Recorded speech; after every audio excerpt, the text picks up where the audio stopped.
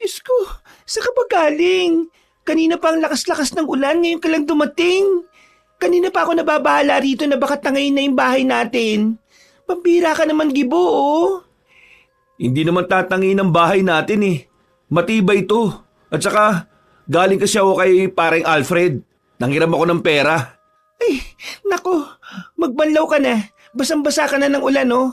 Baka magkasakit ka pa sa ginagawa mo, eh. O eto, hawakan mo na muna tong perang to. Pagkatapos kong magbanlaw bibili kagad ako na makakain natin kapag tumila na ang ulan. Oh, sige. Bilisan mo na lang at baka mamaya hindi ka na makalabas mamaya sa sobrang lakas ng ulan na to. Paano tayo makakapaglayag nito mamayang gabi? Bumuntong hininga na lamang ang lalaking si Gibo. Problema niya rin kasi kung papaano sila makakahuli ng ganong kalakas naman ng ulan. Kung kailan kailangan na kailangan nila ng pera para tubusin ang maliit nilang lupain, saka naman sumama ang panahon. Matagal na mga mangingisda ang mag-asawang Gibo at Sonia. Ito na ang naging kabuhayan nila matapos silang maikasal 5 taon na ang nakakalipas. Mahirap lang ang kanilang buhay. Kung minsan nga, hindi na sila kumakain kapag hindi sila nakakapunta sa laot para manghuli ng isda. Pero bukod dito, ay may isa pang nagpapahirap sa kanila. Yun ay walang iba kundi ang lupa nilang nakasanla. Na dating taniman nila ng mga kamatis pero nang magkasakit ang babaeng si Sonia, napilitan na lamang silang ibenta yon. Oh, mag-iingat ka, ha? Ang lakas ng hangin. Kaya mas mainam kung magkapote ka na lang kaya kaysa magpayong. Sige mahal, huwag ka mag-alala. Walang masamang mangyayari sa akin. Mahal, pasensya na, ha? Pasensya saan? Pasensya na kasi dahil sa akin, naisalan natin ang maliit nating lupa. Ano ka ba? Wala ka namang kasalanan eh. Mas pipiliin kita kaysa sa lupa natin. Isa pa, papakisapan ko na lang muna si Mang Atong na baka kung pwede, sa susunod na buwan na natin tubusin yung lupa. Total, malakas naman ang ulan eh. Alam naman siguro niya na mahirap mangisda kapag masama ang panahon. Maraming salamat sa pangunawa, mahal. Basta ikaw mahal. Kahit na malakas ang hangin sa labas ay hindi nagpapigil si Gibo.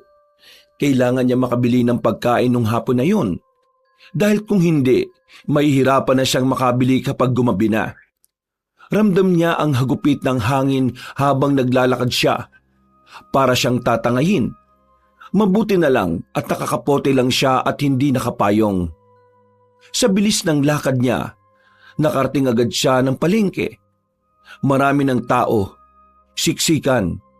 Kagaya niya, nagmamadali rin ng iba para paghandaan ng maaaring bagyo. Aling Fe, 1 kilo nga nitong galunggong. Samahan niyo na rin po ng 2 kamatis ha. Kamatis lang ba ang halo nitong galonggong mo? Opo, kamatis lang. Pangsabaw lang naman eh. Saktong-sakto sa tagulan. Oy, sige. Libre ko na tong kangkong. Samahan ko na rin ang kangkong, ha? Sigurado po kayo? Pinagdududaan mo ba ang kabaitan ko? Ay nako, hindi naman po. Masaya lang po ako. Gibo, Bakit po? yung bangka, baka kunin ng anak ko sa susunod na linggo, ha? Papauwi na kasi siya galing Maynila, eh. Yun ang gagamitin niya kasi pangingisda na lang din ang pagkakabalahan niya. Natanggal sa trabaho, hinayupak eh. Puro kasi kabalbalan. Sandaling hindi nakapagsalita ang lalaking si Gibo. Medyo nakaramdam siya ng lungkot. Ang bangka na ginagamit kasi nila ay pag-aari talaga ng anak ni Aling Fe. Hiniram lamang nila ito nang magtrabaho ang anak nito sa syudad. At ngayong malapit na pala itong bawiin sa kanila, hindi alam ni Gibo ngayon papaano siya hahanap ng pangkabuhayan nila. Aling Fe, kung sakali po, kapag kinuha na ng anak niyo yung bangka, pwede po bang makisama ako sa kanya? Para kahit papaano may pagkakitaan pa rin po ako. Hindi ko lang alam, ha. Ang pagkakasabi niya kasi, yung mga pinsan niya rito ang makakasama niya eh. Pero kung sakaling may bakante, sige, sasabihan ko si Bebong. Sige po. Maraming salamat po. Pagtalikod ng lalaki, para siyang nawalan ng lakas. Nanlalambot siya sa lungkot. Dito niya mas naiisip na parang wala na nga talagang pag-asang maibalik sa kanila ang maliit nilang lupain. Kaya naman, Naisipan na muna niyang daanan na matandang si Atong. Tutal, malapit lang din naman ito sa kanila. Ilang minutong lakaran lang. Papakiusapan niya ito kahit na alam naman niyang ubod na ng samaan ng ugali ni Mang Atong. Mang Atong! Mang Atong! Tao po! Oh, nandito ka na ba para tubusin yung lupa mo? Akala ko hahayaan mo na lang na marimate. Yun nga po ang sinadya ko. Pero hindi ko pa po matutubos ngayon eh. Wala po kasi talagang pera. Hindi rin po naman kami makapaglayag nitong mga nakarang araw at ngayon dahil ang sama ng panahon. Kung pwede lang po sana, bigyan niyo pa ako ng 1 buwan. Ano? Pambira naman talagang buhay to. Iloloko mo na ba ako, Gibo? Ilang beses na kitang pinagbigyan ng konsiderasyon ha? Ilang 1 buwan na ba pinalipas natin? Tinatarantado mo na yata ako eh. Tubusin mo na ang lupa mo ngayon. O kung hindi, maririmata yun. At para mabawi ko yung pera ko, ibebenta ko yun ng mas mahal sa iba. Mga Atong naman. Sampali ko kaya yung mukha mo. Akala mo madadaan mo ako sa paawa-awa mo? Tinulungan na kita para mailigtas sa sakit ng asawa mo, Gibo. Kasi ang akala ko may babalik mo agad yung pera ko. Pero pinaliban mo lang ng pinaliban eh. Nakakairita ka na ha. Mulis ka na nga sa harapan ko. Baka masaktan pa kita. Mamayang gabi, kapag hindi ka bumalik ng wala kang dalang pera, matado na yon. At akin na yon. Mga Atong, pakiusap po. Isa pang pagkakataon. Gagawa ko talaga ng paraan. Manahimik ka! Hindi na ako maghihintay pa ulit ng 1 buwan. Nakakabala ka na eh. Sige na po.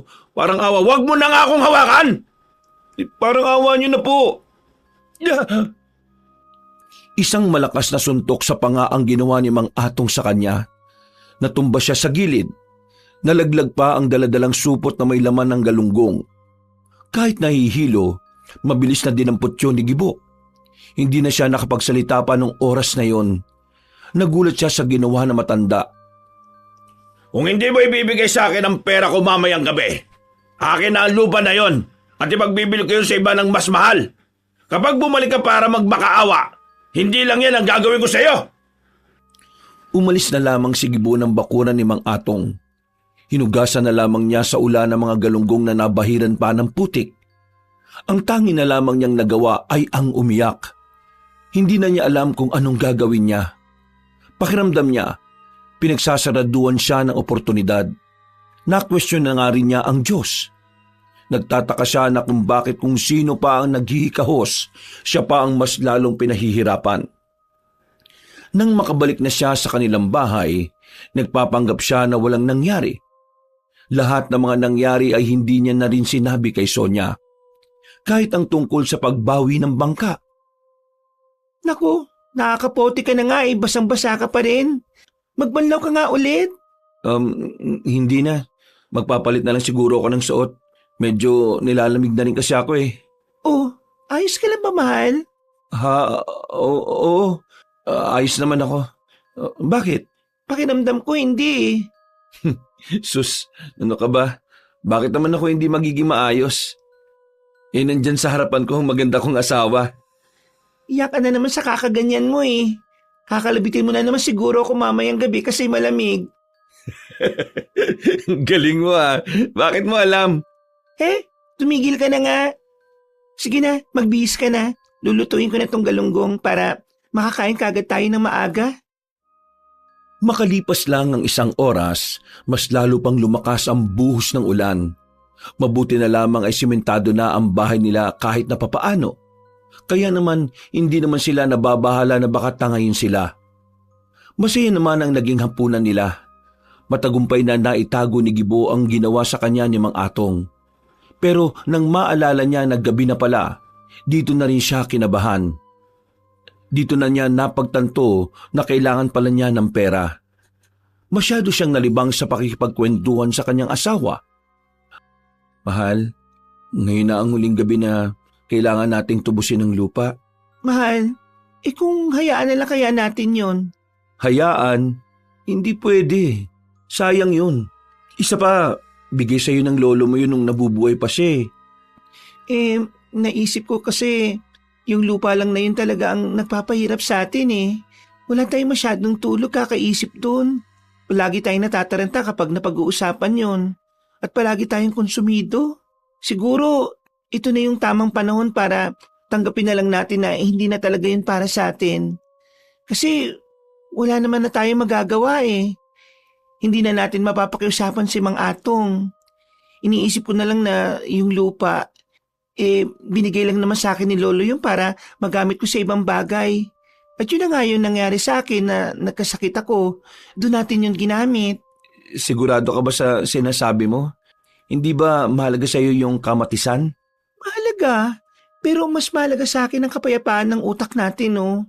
Hindi natin makakamit yun kung palagi nating iniisip yung lupa. Mahal, alam kong mahalaga rin sa'yo yun. Pero mukhang kailangan na nating umusad. Naaawa na ako sa'yo eh. Palagi ka na lang stress.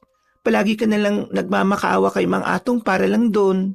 Wala naman akong problema sa ganun eh. Ayaw ko nang nagmamakaawa ka sa mga ganong klaseng tao. Akala mo ba hindi ko alam na sinasaktan ka niya kapag nagkakaharap kayo? Ha? Yung pinsan ni Mang Atong, lagi niyang sinasabi sa akin na sinasaktan ka ng matandang yun.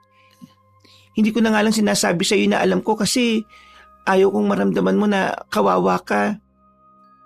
Mahal, sobra ni. Sobra ng ginagawa niya. Kaya ngayon, hayaan na natin siya. Sa kanya na yung kamatisan. At siya ang mamroblema kung kanino niya ibebenta yon. Hinuwakan ng babae ang kanyang kamay. Ngumitito ng malapad sa kanya.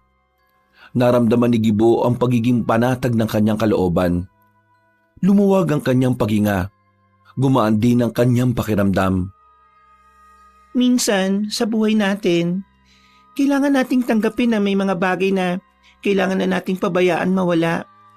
Lalo na kung para naman ito sa masikabubuti ng lahat. At lalo na sa kapayapaan natin. Marami pang pagkakataon. Kakayanin natin ang mga susunod na hamon ng buhay natin. Malay mo, may mas magandang plano ang Diyos para sa atin. Kaya talaga minahal kita eh. Kasi marami kang words of freedom.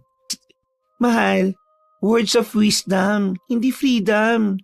Ay, oo, yun nga pala. Buti na lang sinabi mo. Buong buhay ko, freedom ang nasa utak ko eh. Ay nako, ikaw talaga oh. Sige na, ubusin na natin tong kinakain natin. O sige, ako nang bahala magugas sa mga pinggan, mahal. Dakong 2:00 na ng madaling araw nang bahagyang maging kalmado na ang ulan. Wala na rin ang malakas na hangin. Habang masarap ang tulog ng babaeng si Sonia, naisipan ni Gibo na lumabas na muna ng bahay. Kinuha niya ang puting kapote niya. Habang naglalakad, bigla na lamang niyang nakasalubong ang kanyang kaibigan na si Alfred. Visit ka naman, Gibo. Ikaw pala yan. Aala ko naman kung anong multo na naglalakad sa dilim eh. Puti na naman yung kapote mo. Saan ka ba pupunta? Pupunta ako sa dalampasigan. Titingnan ko lang kung nasa maayos lang yung kalagayan ng bangka. Ikaw ba? Saan ba punta mo? Kagagaling ko lang din dun ngayon. Pinuntaan ko si tatay. Nagiinuman pa rin kasi dun. Pagpunta ko naihatid na pala sa bahay. Nagkasalisihan kami. Ikaw, anong oras na oh? Bakit ngayon ka pa pupunta sa dalampasigan? Gusto ko lang makita yung bangka. Lulubos-lubusin ko na. Sabi kasi ni Aling Fe, yung anak niyang si Bebong, baka umuwi na ro sa mga susunod na araw. Sa anak niya yung bangka kukunin na sa akin. Paano yung kabuhayan yun yan? Yun nga ang problema ko. Teka, may alam akong solusyon dyan, pre. May kakilala ko. Gumagawa sila ng bangka. May kamahalan nga lang pero matibay naman. Ano namang ipambibili ko dyan? Alam mo naman na wala akong pera. Nangutang nga lang ako sa'yo ng pang-ulam namin kanina, di ba? Di pa pairamin kita uli. Diyos ko, hindi na. Nakakaya na, no? Tsaka isa pa, ayaw ko na rin magkaroon ng utang. Di ako makatulog ng maayos sa gabi, kakaisip kung saan nahanap ng pambayad. Pambira ka naman. Tingin mo ba mamadaliin kitang magbayad? Pre, magkababata tayo. Mula pagkabata kilala na natin ang isa't isa. Para magkapatid na nga tayo Hindi naman kita pupwersahin makapagbayad agad. Ang akin lang, tutulungan kita. Bayaran mo na lang ako kung kailan kayo makakaluwag. Kasi, ang dami mo nang naitulong sa amin eh. Uy, ano naman? Marami ka rin namang naitulong sa akin eh. Lalong-lalo na yung kailangang itawid si mama sa kabilang isla para lang maitakbo sa ospital. Ikaw ang unang nagkusang loob dahil yung iba ayaw, di ba? Nilayag niyo si mama para maagapan. Tingnan mo ngayon ang sigla-sigla na ni mama. Malakas, walang sakit. Hindi siya magiging gano'n kung hindi mo ako tinulungan nung araw na yun, pre. Di ko makakalimutan yun. Kasi naman, parang nanay ko na rin naman si Aling Tese eh. Yun nga ang punto ko. Parang kapatid na kita. Kaya tutulungan kita. Alam mo kung nahihiya ka, isipin mo na lang na investment ko to sa pangingisda mo. Kahit bigyan mo ako ng bangus araw-araw para lang mabayaran mo ako, ayos na ako dun. Hindi ako makapaniwala na may kaibigan akong sobrang bait na gaya mo. Ano ka ba? Ayaw ko lang talaga na ako umaangat tapos ikaw na itinuring kong kapatid hindi. Huwag mong isipin na abuso ka na. Kasi kusa ko naman tong ginagawa. Gusto kong makitang successful ka rin. Halos maluha-luha pa ang lalaking sigibo ng mga sandaling yon. Niyakap na lamang siya ni Alfred. Huwag nga masyadong mabait. Baka mamaya kunin ka kaagad ni Lord. Sira ulo. Nakakaluwag-luwag lang kasi ako ngayon. Gumaganda ang kita sa bigasan. Tara, samahan na kita. Magkakway pang naglakad ang dalawa patungo sa dalampasigan.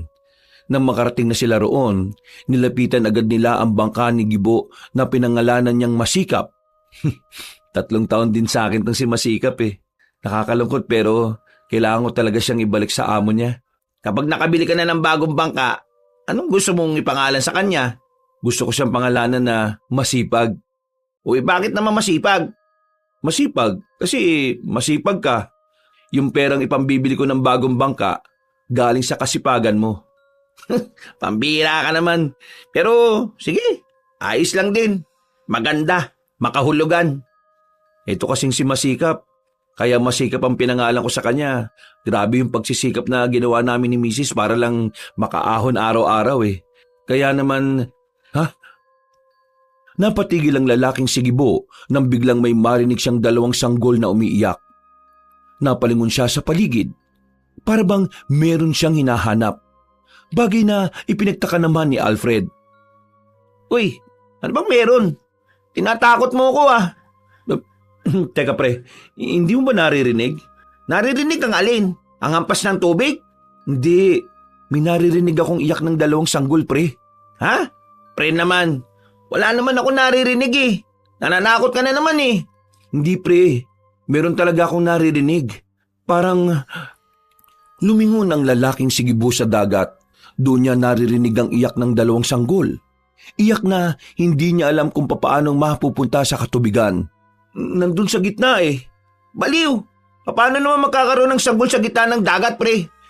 Hindi ko rin alam pero doon ko talaga naririnig Alam mo, epekto yan ng mga iniisip mong problema Ang mabuti pa, sumama ka na lang sa akin sa bahay. Nagluluto si mama ng lugaw dun Kumain tayo tapos uwian mo si Sonia. Inakbayan na lamang siya ng kanyang kaibigan at agad na rin silang umalis. Hindi pa rin mawala-wala sa isipan ng lalaki kung ano man yon. Kahit siya, hindi rin makapaniwala na may iyak ng sanggol sa gitna ng dagat. At ang nakakapagtaka pa, ay siya lang ang nakakarinig at tila malapit lang ito sa tenga niya. Pinilit na lamang niyang alisin sa isipan niya yon. Ipinagpalagay niyang dulot nga lang yon ng mga iniisip niya nitong mga nakaraang araw. Kinaumagahan, tuluyan nang tumigil ang ulan. Maganda-ganda na ang panahon. Kaya naman maaga nang naglayag ang lalaking sigibo gamit ang bangka niyang si Masikap. Habang nasa laot, hinahanap niya pa rin ang iyak ng sanggol. Pero wala naman siyang nakita. Sa isip-isip niya, baka nga guni-guni niya lamang yon. Kaunti lang ang huli ni Gibo sa buong maghapon. Binagsak niya agad sa pwesto ni Aling Feyon para maisama na rin sa benta. Nang makauwi na siya, Mahal, nandito na ako. Oh, mabuti naman at nandito ka na rin. May itatanong sana ako sa iyo Itatanong? Tungkol saan? Huwag kang tatawa kaya huwag mong isipin na nababaliw na ako Siyempre naman hindi, no? Ano ba kasi yun? Kanina kasi, nung hinahatid kita sa dalampasigan, kahit ang daming nagsasalita, may naririnig akong umiiyak na sanggol. Parang dalawa pa nga yata sila eh. Tiningnan ko yung mga tao sa dalampasigan, wala namang may dalang sanggol sa kanila. Tapos, Tapos, sa gitna ng dagat mo naririnig yung iyak. ha? Bakit alam mo? Narinig mo rin ba? Oo, kaninang madaling araw kasi, mga 2:00, nagpunta ako ng dalampasigan para tingnan yung bangka natin. Narinig ko rin yun. Kasama ko pa nga si Alfred pero ang nakapagtataka, hindi niya naririnig. Ako lang talaga. Tingin mo, ano kayang ibig sabihin nun? Masama kaya yon? Hindi ko rin alam, mahal. Ang mabuti pa siguro, ikonsulta na lang natin sa mga matatanda. Baka alam nila yung pangitain na ganon. O wag na. Baka mamaya isipin nila nabubuang na tayo. Naging palaisipan para sa mag-asawa kung ano nga ba talaga ang meron sa mga iyak na kanilang naririnig. Kaya nang sumapit ang kinagabihan, naisip nilang dalawa na pumasyal sa dalampasigan. Susubukan nilang muling marinig ang dalawang sanggol, pero mag-iisang oras na sila roon ay wala naman silang narinig na kung ano. Mahal, hindi kaya guni-guni lang nating dalawa yun? Wala pa rin mag-aalas 8 na. Grabing guni-guni naman yun. Dalawa pa talaga tayo sa magkaibang oras. Kasi wala naman na tayong naririnig O kaya pinaglalaruan lang tayo ng mga engkanto? Engkanto? May engkanto ba sa dagat? Hindi ko alam.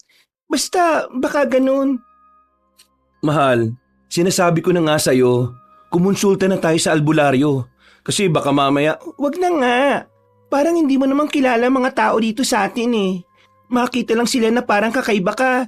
Ikaw na ang laging pag-uusapan. Ayoko nga ng ganun. Baka mawalan na tayo ng kapayapaan nun kung sa bagay, may tama ka. Bumalik na lang ang mag-asawa sa kanilang bahay. Nung gabing yun, ipinagpalagay na lamang nila na ang nangyari ay baka epekto lang ng pagnanais nilang magkaroon ng anak. Sa tagal na kasi nilang nagsasama, kahit na kailan ay hindi sila makabuo ng bata. Hindi nila alam kung kanino ang problema. Pero kahit na ganon, hindi nila iniwan ang isa't isa. Dahil naniniwala sila na darating din ang araw na ipagkakalob na rin sa kanila ang pinakamagandang biyaya. Pre, maraming salamat pala kanina sa pagtulong kay Ermat Ang dami kasing pinamili. Sus, wala naman yun. Hindi naman tayo others, di ba? Ay, siya nga pala pre. Bakit hindi niyo pala subukan ni Sonia na manghuli sa gabi? Yung pusit pre, malakas ang kitaan daw doon ngayon sa bayan. Oo nga. Pero hindi kasi ako maalam sa panghuhuli ng pusit Isang beses sinubukan ko naman. Ang kaso nga lang, wala naman ako nahuli. Pre, hindi mo yata na itatanong. Marunong ako. Nung dati, nakahuli kami ng marami sa isang gabi lang. Talaga? Marunong ka? Akala ko hindi ka nangingisda Marunong ako. Kaya nga subukan na natin. O sige pre, bukas ng gabi Tinapik na lamang ni Gibo ang balikat ng kanyang kaibigan na maghiwalay na sila sa isang kanto. Pag-uwi niya ng kanilang bahay, inabutan niya ang asawa niya na katatapos lang isampay ang mga nilaban nito. Pasensya ka na mahal natagalan ako. Sinamahan ko pa kasi si paring Alfred Ayos lang naman. Ay, siya nga pala. Kanina dumaan dito si Mang Atong. Tinatanong kung tutubusin pa raw ba natin yung lupa. Ang sabi ko hindi na. Nalaman ko, hirap na hirap pala siyang ibenta yon. Kinarma na yata yung loko. Buti nga sa kanya. Ay, bukas nga pala. Gabi na ako mangingisda. Kasama ko si paring Alfred. Ang sabi niya maganda raw ang bentahan ngayon ng pusit. Kaya yun na muna ang huhulihin namin. Pwede ba akong sumama dyan? Pwede naman. Pero sigurado ka bang sasama ka? Hindi ka ba matatakot sa tubig? Hindi naman ako takot sa gitna ng dagat, kaya ayos lang. O sige, para malaman mo rin kung paano ginagawa ni Alfred yung panghuhuli ng pusit. O tara, kain na muna tayo. Alam kong pagod ka ngayong araw Mabilis na lumipas sa mga oras. Dumating na ang kinabukasan ng gabi. Naghahanda na ang mag-asawa para sa kanilang gagawing panghuhuli ng pusit. Nang dumating sila sa dalampasigan, naroon na ang lalaking si Alfred. Daladala na rin ito ang lahat ng gamit na kakailanganin. Isa na nga rito ay ang ilaw na gagamitin nila na pang-akit sa mga pusit. Oh, kasama pala si Maring Sonya. Ayos yan. Gusto niya raw subukan eh. Nakakabagot naman kasi sa bahay. Mas maganda na rin siguro na minsan sumasama ako sa panguhuli. Ay nako, kapag nawili ka ng manghuli, maa-addict ka na talaga. Minsan kasi, nakaka-relax din talaga manghuli ng isda eh. O kaya, madalas pusit. Tiba. O tara na, abang maganda-ganda pa panahon. Inalalayan ni Gibo ang kanyang asawa. Noong mga sandaling yun, walang nararamdaman si Gibo kundi saya. Yung kasi ang unang pagkakataon na makakasama niya ang babae sa kanyang trabaho. Noon kasi, takot na takot si Sonyang sumama. Lalo na't nakakarinig pa siya ng balibalitang may ibang taong nahulog mula sa bangka at hindi na muli pang nakita pa. Nang makarating na sila sa laot, sinimulan na rin ni Alfred ang mga hakbang kung papaano makakahuli ng pusit. Ilang minuto lang ang kanilang hinintay, maswerteng merong agad silang nahuli. Kumalahati agad ang daladala nilang malaking lalagyan. Bukod kasi sa marami agad silang nakuha, malalaki din ang pusit na nahuli nila. Pare, mukhang ayos to ah. O diba? Mas maganda pa bentahan ito ngayon. Kaya sasamantalahin na natin. Ang maganda pa nito, hindi pa nila alam na tumataas na naman ang presyo ng pusit. Kumbaga kayo makakauna. Sigurado ba kayong ayos lang na humuli ng pusit? Oo naman oh. Wala namang bawal sa panghuli ng pusit. Basta, hindi nakakasira sa dagat ang ginagawa mo. Ay teka, doon na tayo sa kabilang banda. Parang wala na rito eh. Inabanti nila ng bahagya ang bangka at sa pagkakataong yon marami na naman silang nahuli. Nawiwindang ang dalawang lalaki kahit si Alfred hindi inaasahan na ganoon karami ang pusit na mahuhuli nila. Ang nasa isip kasi ni Alfred, saktuhan lang ang pusit na naroon sa parting yon. Parang nagkakaroon ng himala ah. Bakit pre? Sobrang dami na nating nahuhuli.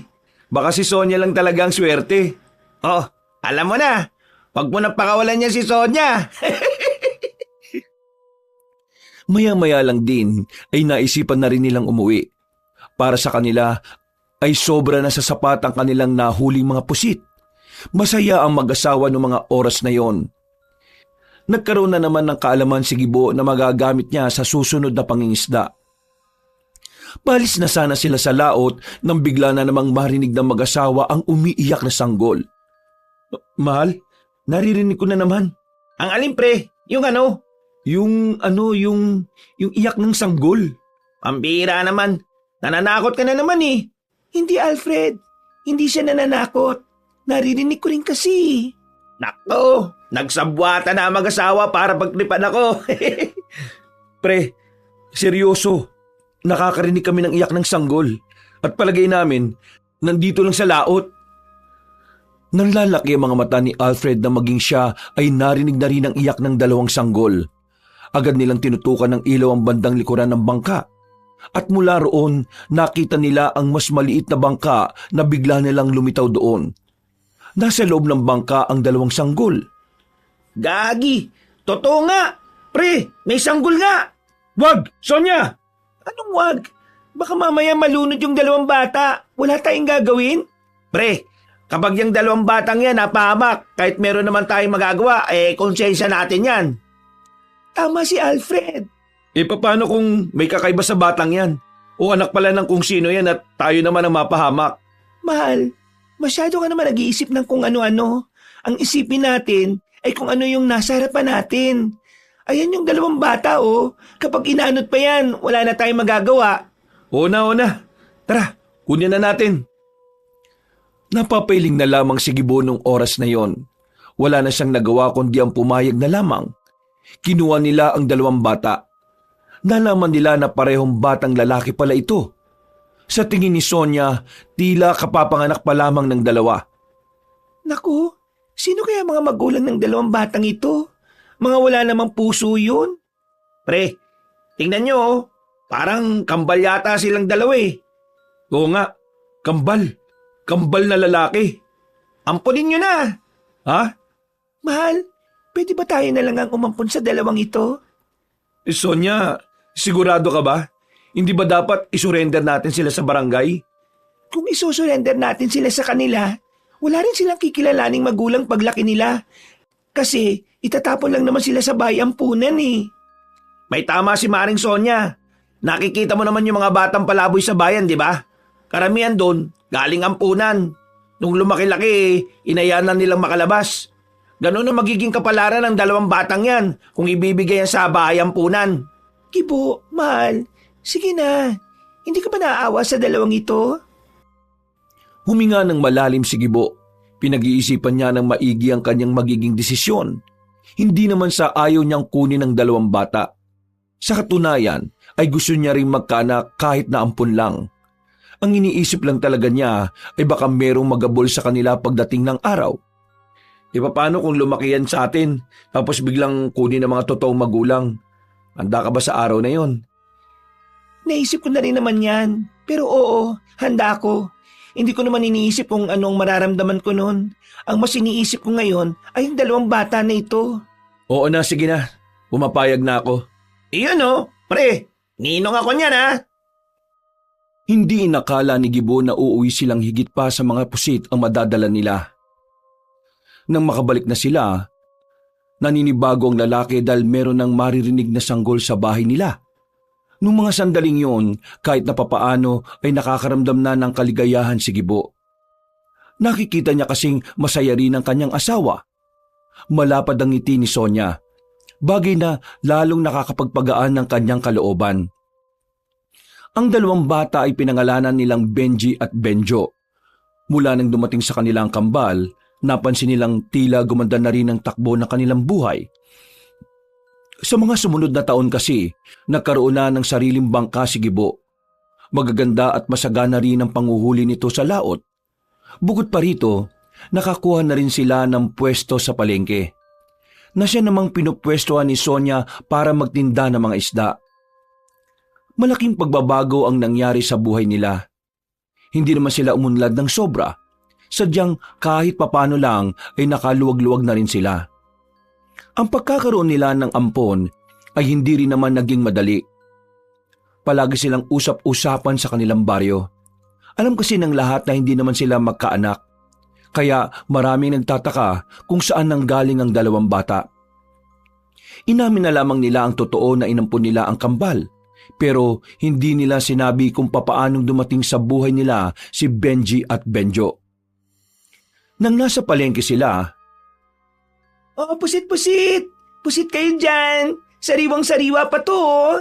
Kaninang madaling araw lang hinuli. Oh, mahal, nandiyan ka na pala. Oh, bakit? May problema ba? Wala naman. Gusto lang kitang daanan dito bago ako umuwi ng bahay. Mahal, pasensya ka na ah. Ikaw na lagi nag-aasikaso para sa hapunan natin kahit na pagod ka rin naman sa trabaho mo. Ano ka ba? Wala yun. Para ka namang bumabawi ka naman palagi sa gabi. Uy, ano ka ba? Nakakaya. Marinig ka ng iba dyan eh. Lalo na ng mga chismosa. Ang mabuti pa, umuwi ka na sa atin at baka marami na namang kalat yung mga anak natin doon. O sige, mamaya babalikan kita rito kapag ligpitan na ha. Humalik pa ang lalaki sa kanyang asawa at naglakad na rin paalis. Nang makarating na siya sa bahay nila, kalat-kalat nga ang mga laruan ng 2 bata sa bakuran. Napapakamot na lamang sa ulo si Gibo. Ay, pambihira naman talaga oh. Kasasabi ko lang kanina na huwag kayong makakalat dito eh. Oh, ano tong ginawa nyo? Si Benjo po kasi ang kulit eh. Nakatingin lang sa kanila ang batang si Benjo. Hindi ito nakakapagsalita. Pinatingin na nila ito sa doktor pero ang sabi sa kanila, maaring nasa lahi o nasa dugo na talaga ang dahilan kung bakit ganon si Benjo. Maaring minana raw ito sa mga magulang o sa sino mang kadugo nito. Bagamat hindi ito nakakapagsalita, himala naman na nakakarinig ito at nakakaintindi. O Benjo, tulungan mo na lang yung kapatid mo ha. Ligpitin nyo ito. Ako naman maghahanda na rin ang makakain natin para sa hapunan. Sandali lang po, Papa. Oh, bakit? May sinasabi po si Benjo eh. Sinasabi? Saan? Ano daw? Tiningnan ni Gibo ang batang si Benjo. Nakatitig lang ito sa kapatid na si Benji. Naguguluhan si Gibo dahil hindi naman sumisenya sa bata. Meron po siyang sinasabi. Naintindihan ko po siya sa mga mata niya. Teka. Sinasabi mo yung sinasabi ni Benjo nalalaman mo sa pamamagitan ng pagtingin sa mga mata niya? Tama ba ako? Opo, Papa.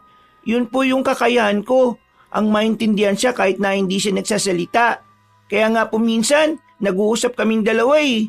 Dahil po doon, hindi ko po nararamdaman na meron siyang problema sa pagsasalita.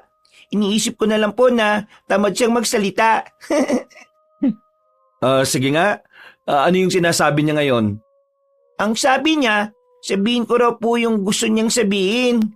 Kaya nga, ano nga yung gusto niyang sabihin? Ang sabi niya po sa akin, may paparating daw pong mga masasamang nilalang sa baryo natin. At kaming dalawa daw po ang lalaban sa mga yon. Ha? Masasamang nilalang? Teka. Anong masasamang nilalang naman yun? Mga nilalang daw na may tuturing na ring halimaw. At ang mga nilalang daw po na yon ay walang iba kundi mga aswang. Sa hindi malamang dahilan, ay naramdaman na lamang ng lalaki na tumindig ang kanya mga balahibo. Wala siyang ideya kung bakit parang may epekto sa kanya ang sinabi ng dalawang bata, kahit na alam naman niyang hindi pa naman kumpirmado yon. Benji, porque hindi nakakapagsalita ang kapatid mo, sinasabi mong siya ang nagsabi niyan? Alam mo ang ayaw ko? Ayaw na ayaw ko ng sinungaling Hindi naman po ako nagsisinungaling, Papa eh. Kahit po tanungin niyo po si Benjo. Benjo, totoo ba na ikaw ang nagsabi nun? Tumangutango ang bata, bagay na lalong mas nagpalito sa kanyang isipan. Paano mo naman nalaman ng mga ganong bagay, Benjo? Nararamdaman niya po kapag may mga masasamang mangyayari. Yun po yung isa sa mga kakayahan niya. Isa sa mga kakayahan niya? Ano pa ang iba? Hindi ko pa po alam. Hindi niya ba po sinasabi sa akin eh. Nung mga sandaling yon, unti-unting naintindihan ni Gibo na ang kambal ay hindi talaga pangkaraniwan. May kakaibang kakayahan ng dalawang bata na hindi pa lang nila natutuklasan. Pero sa mga sumunod pang araw, dito na napatunayan ni Gibo na totoo ang mga nakikita ni Benjo. Isang gabi, Pre, gising ka ba? Pre, Gibo! Oh, bakit pre? Hindi ba ako nakakabala? Hindi pa naman. Maaga pa naman eh. Tinuturuan lang naming magbasa yung dalawang bata.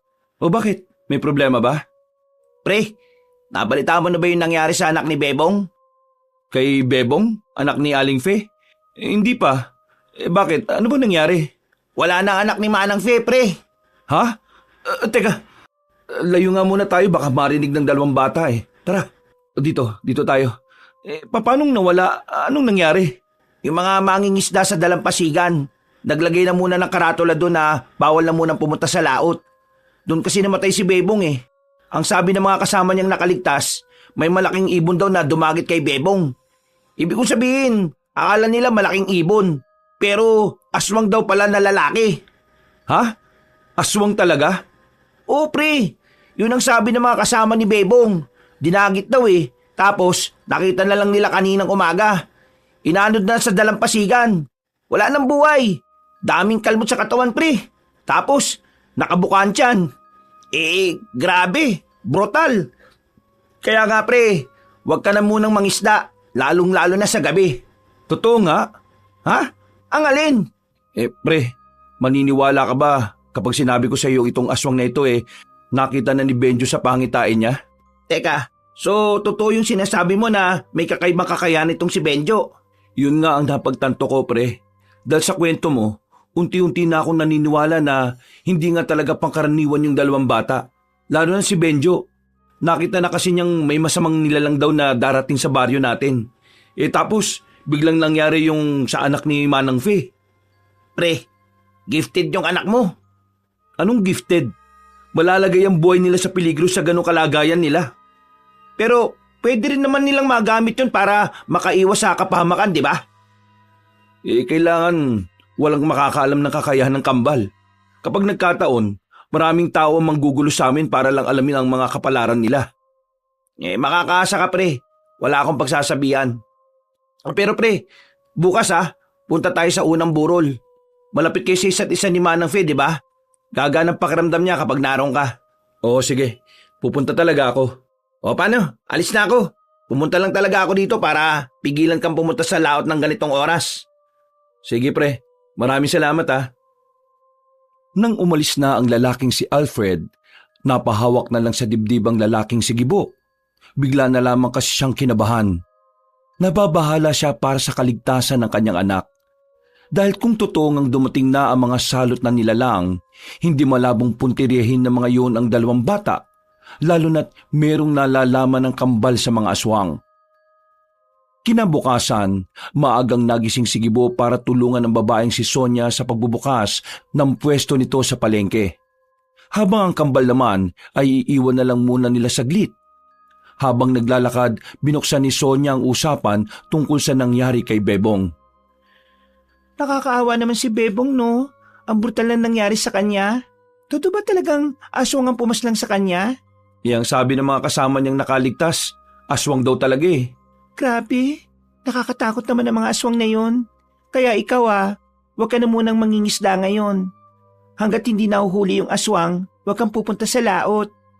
Oo, maghanap na nga rin muna ako ng sideline habang hindi pa ligtas sa dagat. Hindi nagtagal ay narating na rin nila ang palengke. Napatingin si Gibo sa tindahan ni Manang Fe. Napailing na lang siya nang makitang nakasarado yon. Napalingon naman siya sa mga tindera. Hanggang doon ba naman kasi si Bebong pa rin ang pinag-uusapan ng mga yon. Matapos matulungan ng asawa ay umalis na rin siya para mag-asikaso sa bahay. Nang makabalik siya, nawindang naman siya sa kanyang nakita. Inabutan niya si Benji na may hawak na itak. Tila nag-iinsayo ito. At ang mas kinawindang niya ay ang tila pagiging biyasa ng batang si Benji sa paghawak ng itak. Para kasi itong mandirigma kung gumalaw. Diyos ko, anong ginagawa mo, Benji? Nag-iinsayo ako, Papa. Ang sabi kasi ni Benjo sa akin, dumating na raw yung aswang sa baryo natin. Kaya dapat lang magkaroon ako ng pagsasanay. Ano bang pinagsasabi mo, anak? Ang bata-bata mo pa. Bakit ikaw ang lalaban sa mga aswang? Kasi yun po yung kapalaran namin. Kahit itanong niyo pa po kay Benjo. Kung hindi po kayo makikinig sa amin, maraming taong mapapahamak. Tiningnan ni Gibo ang kanyang anak na si Benjo. Tumango yun sa kanya. Napapakamot na lamang sa ulo ang lalaki. Konsumido na siya sa mga ikinikilos ng kambal. Hindi naman kasi dating gano'n ang mga yon. Parang mula lang na mag-8 taon ang dalawa, bigla na lang naging kakaiba ang mga sinasabi at ginagawa ng mga ito. Mga anak, makinig kayo ha. Ang pagpaslang sa aswang ay hindi nyo pa responsibilidad. Bukod sa delikado hindi nyo naman obligasyon na harapin ang aswang na yon. Kahit na alam nyo yung mangyayari, mga bata pa rin kayo. Masyado pa kayong inosente para maging maging tagapagligtas sa mga tao. Pero Papa, kailangan po kami ng mga tao Kung hindi po kami gagawa ng paraan, baka po mapahamak sila. Benjo, mga anak, papakinggan niyo ang Papa. Hindi kayo lalaban sa mga aswang. Walang haharap sa mga aswang. Naintindihan niyo ba? Bakit naman po, Papa? Takot po ba kayo sa aswang? Hindi ako takot sa aswang. Takot lang talaga akong mawala kayo sa akin ng kapatid mo. Kaya sana, makinig na lang kayo sa akin. Sige po. Mga anak, mga bata pa kayo. Huwag niyong problemahin ang problema ng mga matatanda. Maglaro lang kayo na maglaro hanggat gusto niyo. Sulitin yung pagiging bata niyo. Pero kapag ang aswang sinubukan kayong saktan ni Mama, ako makakalaban nila. Benji, Opo, hindi na nga po. Ay, Papa, may sinasabi ulit si Benjo. oo, ano yun? Nakita niya raw po yung mga aswang. Marami pong masasaktan at mapapatay na tao. Bilang na raw po dun yung matandang babae na nagpapairam sa inyo ng bangka. Si Manang Fe? Hindi na nagsalita ang batang si Benji. Tumango na lamang ito sa lalaki. At sa mga sandaling yon, mas lalong nakaramdam na kaba si Gibo. Pakiramdam niya, sa mga susunod na araw ay mas lalo pang magiging komplikado ang lahat. Noong umagang yon, ay sinubukan ng lalaki na ituon na lamang sa gawaing bahay ang kanyang atensyon. Wala naman siyang gagawin ng oras na yon. Pero hindi mawala-wala sa kanyang utak ang mga sinabi ng kambal. May kung anong parte ng kanyang pagkatao na parang hindi mapalagal. Nababahala siya. Nagpaalam na muna siya sa dalawang bata. Naroon na rin naman si Sonia noong oras na yon, kaya ayos lang na lumabas siya ng gabi. Pupuntahan niya ang unang lamay ni Bebong. Kasama niya ang kaibigan na si Alfred. Pagdating nila roon, kakaunting tao lamang ang naabutan nila. Bilang lang sa daliri. Marahil dahil din pa lang ang unang gabi. Nilapitan nila ang matandang si Manang Fe. Nakaupo ito sa gilid ng kabaong. Tulala, pero nang makita sila nito, ay ngumiti ito kagad sa kanila. Maraming salamat at dumating kayo. Nakikiramay po kami, Manang Fe. Umupo sila sa tapat nito. Nagpakita naman ng mapaitang ngiti ang matandang babae. Bigla na lamang itong nagkwento sa kanila, kaya pinakinggan na lamang nila ito. Nung nakaraan bago mangyari ito kay Bebong, nanggaling siya sa malayong lugar. Bundok. Kasama niya mga pinsan niya. Pag uwi nila, meron silang daladalang itim na kahon. Maliit lang. Parang kasing laki lang ng kahon ng isang dosenang sigarilyo. Hindi ko alam kung ano ang laman ng itim na kahon na yun eh. Basta ang narinig ko sa usapan nila, nakuha daw nilang magpipinsan yon sa aswang na harimondon. Hindi ko alam kung ano yung harimondon na yan. Basta, yan ang sinabi nila sa akin. Hindi ko nga alam na nagsasabi pala sila ng totoo. Tinawanan ko lang nung narinig ko sila eh. Tapos, sa mga sumunod na gabi, lagi ko na lang naririnig yung magpipinsan. Isa-isa na silang nakakaramdam ng minsan, pakiramdam nila merong sumusunod sa kanila. Tapos, eto na. Nangyari na ito kamatayan ni Bebong. Naniniwala talaga ako na aswang ang pumatay sa kanya. Kilala ko mga pinsan niya. Hindi gagawa ng kwento mga yon. Sa sinabing yun ni Manang Fe, tila nagkaroon ng interes ang dalawang lalaki para alamin kung ano nga ba talaga ang uri ng mga aswang. Kinain sila ng kurisidad nang marinig nila ang aswang na harimondon. Kaya kinabukasan ng tanghali, dahil wala namang tinda si Sonia, agad na lumarga ang magkaibigan patungo sa bayan. Naroon kasi ang bilihan ng mga librong katatakutan. Nagbabaka sakali kasi sila na makita sa mga librong yon ang mga uri ng mga aswang na hinahanap nila. Ba naman to si Manong? Umapasada pero wala namang baryang panukli. Dapat, bago kayo bumiyahe, may nakahanda na kayong panukli. Sayero pa magiging problemado sa inyo eh. O sige na, huwag nyo na ako suklihan. Sa inyo na yan. Tagal pa tayo dito eh. Pagsabing yun ni Alfred, agad na humarurot ang tricycle palis. Uy, laki pa ng sukli mo ah. Sayang yun. Anong magagawa ko? Wala namang panukli. Alam nga namang maghintay siya rito tapos tayo magpapabarya. Pre, hindi ka dapat napayag na binibigay na lang yung sukli mo. Modus nila yan eh. Sasadyay na walang barya para yung pasahero, sa halip na maghintay ibibigay na lang yung sukli. Ha? Ganun pa yun? Oo, alam na alam ko yan kasi lagi kaming naalis ni Mrs. di ba dati? Lokong tricycle driver yun ah. Natatanda ko naman yung mukha niya eh. Saan ba dito yung bilihan ng libro na sinasabi mo? Ay, dun. Tatawid tayo. Doon ko nakita nung nakaraan eh. O tara. Ilang minutong lakaran lang, meron silang nakitang maliit na tindahan ng mga libro. Pumasok sila sa loob. Doon na nila nakilala ang isang matandang lalaki na inchik. Nakasalamin pa ito ng bilog. Sa itsura pa lang na matanda, alam na nilang may pagkamasungit ito. Magandang tanghali po. Ako po si Alfred at ito naman po si Gibo, kaibigan ko. Ako naman, Mr. Fang. Ako kilala dito bilang magaling na magbenta ng libro. Kayo pasok dito, ibig sabihin kayo bibili. Tama ba ko? Opo. Bibili po kami ng libro. Pero kailangan po muna naming malaman kung anong nandito po na libro na hinahanap namin. Ano ba hanap ninyo? Meron po ba kayong yung tungkol sa mga aswang? Iba't ibang uri ng aswang? Hindi na muna nagsalita ang matandang inchik. Pabalik-balik lang ang tingin nito sa kanilang dalawa. Tinakabahan din ng magkaibigan dahil bigla silang sinigawan ng matanda. Libro tungkol sa mga aswang? Ako meron yan. Ali kayo. Ayos sunod akin. Nakahinga sila ng maluwag. Sumunod sila kay Mr. Fang. Sa sulok ng balita tindahan na yon, merong kinuhang librong itim ang matanda. Kasing laki lang ito ng normal na notebook. Wala po ba kayong bago? Parang ang luma na po kasi niyan eh. Eto hawak ko libro. Ang may-ari nito isa Alboladyo. Pero wala na siya. Tigok na siya.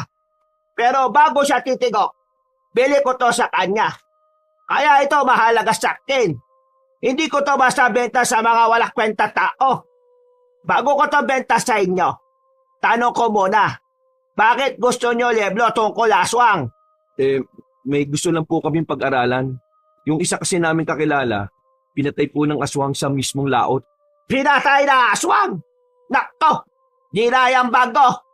Ako dami na linig kwento ganyan. Totoo talaga mga aswang. Ay sige, mukha kailangan nyo ito kaya benta ko na to sa inyo. Magkano naman po yan? 900 na lang para sa inyo. Ano? 900? Ang mahal naman yan. Eto dami mahalaga impormasyon. Kaya medyo mahal. Bakit? Magkano ba budget mo? 500 lang po sana eh. Ay nako, mga Pinoy talaga. Malat. Uy, bastos nyo naman po. Pre, ang sabi niya barat, hindi buro. Ay sige. Benta ko na sa inyo 600. Wala na tawad-tawad ha. Sagad na. O ano, palang ba kayo? Sige na pre, para tig 300 na lang tayo. Ay sige, kunin na namin yan. At pwede bang dito namin simulan ng pagbabasa? Ay oo, wala problema. Gusto nyo dito ba kayo titira eh? Maglatag pa kayo camping chair, wala ko pake. O sige, doon muna ko sa pwesto ko ha. Salamat sa 600. Yuks, klase din yung incheck na yun eh no? Sige na pre, basahin na natin to. Sinimulan na muna nilang basahin ng tungkol sa mga lugar na maaaring pinamumugaran ng mga aswang. Pagkatapos, nakita nila sa bandang gitna ang iba't ibang uri ng mga aswang. Dito na nga nila nabasa ang tungkol sa harimundo na aswang. Ayon sa nakasulat, ang harimundo na isang uri ng aswang na may tuturing na malakas. Sinaunang uri ito ng aswang. Ang itsura nito ay maskulado ang katawan at maraming tato. Ang ulo nito ay ulo ng isang baboy ramo. Merong sungay sa magkabilang sentido. Pre, di ba ang sabi ng pinsan ni Bebong, lumilipad yung dumali sa kanya? Itong harimondon, wala namang palang pakpak eh. Hindi nagtutugma dun sa sinasabi ni Manang Pe na harimondon na unang nakadaupang palad nilang magpipinsan. Paano kung ito palang harimondon meron siyang mas mababa sa kanya na tauhan niya? Kasi ayon dito sa paglalarawan sa kanya, madalas na ang mga harimondon ay mga naghahari-harian ng ugali. Ibig sabihin, posibleng meron siyang mga bataan. Ang galing mo! Naisip mo yon? Ibig sabihin, hindi lang pala nag-iisa ang aswang.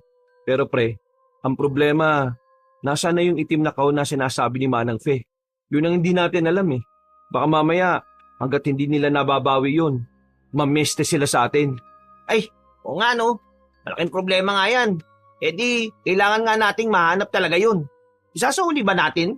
Kung yun ang makakapagpatahimik sa mga aswang na yan, kailangan talaga nating ibalik. Huminga ng malalim ang lalaking sigibo. Naiisip niya palang na makakaharap nila ang mga aswang, parang nanglalambot na ang tuhod niya. Ipinagpatuloy pa nila ang pagbabasa. Marami-rami silang nalaman sa librong yun. Naroon din ang ilang mga pangontra na magiging epektibo laban sa mga aswang. Matapos ang kanilang pagbabasa, ay naisipan na rin nilang umuwi. Pero bago sila makalis sa tindahan ng libro, meron pang sinabi sa kanila ang matandang inchik. Hindi madali kalaba mga aswang ha. Kaya kung ako sa inyo, mas mainam, manahimik na lang. Tumango na lamang silang dalawa. Nang may mapadaan na tricycle ay agad na rin silang sumakay. Dakong 10:00, nasa kasarapan na ng tulog ang mag-asawang Gibo at Sonia. Nagising sila nang maramdamang wala na sa tabi nila ang kambal. Napamulat agad ng mata ang dalawa. Napabangon. Tumingin sa buong bahay pero wala roon ang magkapatid. Oh, nasan yung kambal? Napansin ni Gibo na wala ng dalawang itak na nakasabit sa gilid ng pinto. Tumingin sila sa bakuran. Wala rin doon ng dalawang bata. Sa likod bahay, baka nanguhuli na naman ng mga gagamba yun. Pero nang puntahan nila ang likod bahay, kadiliman lang ang bumungad sa kanila. Wala pa rin si Benji at Benjo. Kinakabahan na ang dalawa. Napapaluhan na rin ang babaeng si Sonia. Pero nang bumalik sila ng bakuran, nakita nilang kararating lang din ang kanilang anak. Pero ang kinawindang ng mag-asawa, hawak-hawak ng dalawang bata ang dalawang itak. Na sa mga pagkakataong yon, napansin nilang may kung anong tinutulog mula sa patalim. Ha? Diyos ko! Agad na tumingin-tingin si Gibo at Sonia sa paligid. Habang walang nakakita sa kanila, dali-dali nilang dinala ang dalawang bata sa loob ng bahay. Dito na nila nakitang dugo ang nasa itak. Hindi alam na mag-asawa ang kanilang nararamdaman, pero mas pinili na lamang ni Gibo ang maging kalmado. Ano nangyari? Ito, bakit tumamit ang itak at bakit dugo? Nagising mo kanina si Benji nang paramdaman po namin may nagmamasad na asyong sa bahay natin. Lumabas po kami, kinuha po namin ang itak. Tumakbo po sila palayo eh. Pero nabutan po namin sila sa gubat. Kaya yun, pinatay po namin sila. Diyos ko, Mariosep, ano na pumasok sa isip niyo at bakit na kinalaban ng mga aswang na yun? Hindi di ba alam na delikado yun mga anak? Kaya nga po namin sila kinalaban eh. Kasi delikado po ang buhay nating lahat sa kanila. Kung hindi po sila mamamatay, baka masaktan nila tayo at baka masaktan po nila ang ibang tao. Pero anak, dito sinabihan ko na kayo, wala kayong gagawin tungkol sa mga aswang na yan. Ano pang hindi nyo naiintindihan doon? Napayuko na lamang ang dalawang bata. Medyo nagagalit pa rin kasi si Gibo sa mga pagkakataong yun. Napahawak na lamang to sa sentido dahil sa sakit ng ilo. Ito, bakit ito ang balikis ng gusto palaban ng aswang? Ano ba ito? Mahal, yung dalawang batang yan, hindi sila pangkaraniwang bata. Sanggol pa lang sila may kakaiba na silang kakayahan. May kakayahan si Benjo na makita sa pangitain niya mga masasamang mangyayari. Habang si Benji naman ang nakakaintindi sa kanya kahit hindi siya nakakapagsalita. Papa, Mama, lagay ko po. Ang tungkulin po talaga namin para kalabanin ng aswang. Sabi ni Benjo sa amin, kami raw pong ikinaklang papas lang sa mga aswang. Ano ikinaklang sinasabi mo? Bata-bata niyo ito Ikinat niyo nga ako. Ayaw ko niyan Mga bata pa kayo kaya ang gusto ko, maging bata lang kayo. Wala akong pakialam kung may kakaiba kayong kakayahan. Tanggap po kayo. Huwag lang kayong lumaban-laban sa mga aswang na yan. Sinasabi ko sa inyo. Oh, narinig niyo sinabi ng nanay niyo Makinig kayo sa kanya. May sinasabi po si Benjo Kung sinasabi niya, At ang probinsya na raw po natin ng mga aswang. Narito sila para pawin kung anuman po yung nawala sa kanila. Basta, walang ang hawak ng itak sa inyong dalawa. Kahit na anong sandata pa. At hindi na ito mauulit Benjo, Benji. Kasi kapag ito naulit, makakatim na kayo sa akin. Mabait ako mama sa inyong dalawa. Pero ayaw ko ng mga batang hindi nakikinig. Naintindihan niyo ba ako? Opo, mama. Siguraduhin niyo lang yan.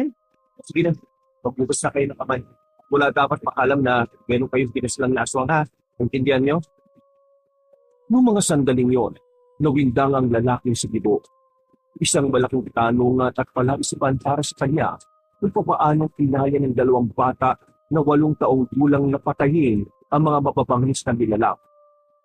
Sa bagay pa lang ngayon, masasabi na talaga ni Gibo na hindi nga talaga normal na bata ang kambal. Kahit na alam niyang kayang pumalat ni Benji at Benjo, nababahala pa rin siya sa kaligtasan ng dalawa. Habang tumatagal, parang unti-unti nang napapalapit ang mga aswang sa kanilang pamilya. Bakit kayo nagmamasid ang mga aswang dito sa amin? Hindi na nakatulog ang lalaking si Gibo. Inabot na siya ng umaga. Para malibang, inilaan na lamang niya ang atensyon sa pag-aasikaso sa kanyang misis. Ihatid lang ako ng papa niyo sa palengke para makapagtinda ako ha. Kaya kayong dalawa, tandaan niyo mga sinasabi ko. Ayaw ko na ng pasaway. Pakiusap lang. Makinig kayo ha. Kung mahal niyo ang mama niyo at papa niyo, susunod kayo. Para din naman ito sa kaligtasan niyo eh. Opo, mama. O ikaw, Benjo, wala ka bang sasabihin kay mama? Sabi po ni Benjo, pasensya na raw po sa ginawa namin. Kasalanan niya raw kasi siya po nagsabi. Ayos na yun, Benjo. Basta ipapangako niyo lang sa akin ha, hindi niyo na uulitin. Liwanag? Sabay na tumango ang dalawang bata. Maya-maya pa ay nagsimula na rin silang maglakad paalis. Ikaw naman, alam mo na pala yung pagiging kakaiba ng dalawang bata. Wala ka man lang sinabi sa akin. Sasabihin ko naman talaga sa iyo eh. Pero hindi pa kasi ako sigurado kaya inilihin ko na muna. Kung ano man ang napansin mo sa mga anak natin, kahit hindi ka sigurado, sabihin mo kagad sa akin ha. Ako ang nanay, dapat alam ko rin. Kung nababantayan ko lang sila palagi, mapapansin ko naman yun eh. Ang kaso, dati ako wala sa bahay. Kaya ko na bahala. Alis lang. Pero, paglibing ka ba sa Sabado? Nilibing na si Bepong eh. Oo. At sabi na ako kay Manang Faith. Pwede ba kami sumama ng mga bata? Oo naman. Mahal, Bakit? ayoko mula sa atin si Benji at Benjo. Mahal na mahal ko sila eh. Kaya wag natin silang hayaan na gawin yung sinasabi nila. Yung kapalaran na sinasabi nila. Ayoko ng ganun. Huwag ka mag-alala, mahal. Ito naman ako eh. Hindi ko hahayaang mapahamak ang kambal natin. Pangako mo sa akin na kahit na anong mangyari, pipigilan mo sila. Oo, mahal. Pangako yan. Ang pag-uusap na yun ay pansamantalang natigil nang mapadana sila sa barangay. Maraming tao sa labas. Nakakagulong sumilip sa loob. Mahal, sandali lang ah. Titingnan ko lang kung ano meron. Nakipagsiksikan pa si Gibo sa mga tao. Nakita niya rin doon ang kaibigang si Alfred. Kinalbit niya ito at tinanong. Pare, ano meron? Sakto, nandiyan ka pala. Pupuntahan pa lang sana kita eh. Teka, nakakita mo ba yung mga nakatakip ng sako? Saan dyan? Ayun oo, sa may gilid ng sasakyan ni Kapitan. Mga bangkay ng aswang yan, pre. Ano? Bangkay ng aswang? Oo, pre. Natagpuan ng mga magsasaka kaninang alas 5 ng umaga. May pumatay daw dyan sa 6 na aswang na yan eh. Anong sinabi mo? 6? Oo, 6. Tingnan mo oh. Bilangin mo yung mga paa. 12, di ba? Nagtindigan na naman ang balahibo ng lalaking si Gibo. Nawindang siya. Pinagpapawisan dahil sa kaba. Ang buong akala niya kasi, isang aswang lang ang pinaslang ng kambal. Hindi siya makapaniwalang 6 pala yun. Napapalunok siya ng laway dahil sa kaba. Pero nagpaalam na rin siya sa kaibigan niya at binalikan na lamang niya ang asawa. Ano meron doon? Yung bangkay ng mga aswang, na-recover ng mga tanod at magsasaka. Mga aswang? Oo, marami. 6 na aswang. Patay, mahal. 6 na aswang ang pinatay ng kambal natin. Napatigil sa paglalakad ng babae. Napahawak ito sa braso ni Tito ng madilik yun. Parang bigla itong nanlambot si pagkabigla. Hindi rin ito makapaniwala na ang dalawang musmos na bata ay kinayang makapas lang ng mga mapabangis na nilalang. Dahil biglang sumama ang pakiramdam ni Sonia nung umagang yun, hindi na muna ito tumuloy sa pagtitinda. Bumalik na lang ito sa bahay para makapagpahinga. Kayong dalawa, bantayan niyo na muna mama niyo ha. Lalabas na muna ako para bumili ng gamot. Bago gumabi, nakabalik na ako. Papa, nagkasakit po ba si Mama dahil sa amin? Hindi. Napagod lang ang mama niyo sa pagtitinda. Huwag na kayong mag-alala. Magiging maayos din naman ang lagay ng nanay niyo. Kailangan lang niya magpahinga. Oh, alis na muna ako ha. Kapag nagising ang mama niyo, ibigay niyo na lang yung nakatakip na pagkain doon. Benjo, yung mga bili namin ng mama niyo sa inyo ha, tatandaan niyo. Dali-dali nang umalis ang lalaki. Walang bilihan ng gamot sa kanilang lugar kaya kailangan niya pang bumiyahe patungo sa bayan. Agad naman siyang nakarating doon. Dahil hindi siya nahirapang makasakay, maging sa bayan, nalaman niyang usapan na rin pala ang mga aswang. Pagkatapos niya makabili ng gamot, agad na rin siyang umuwi.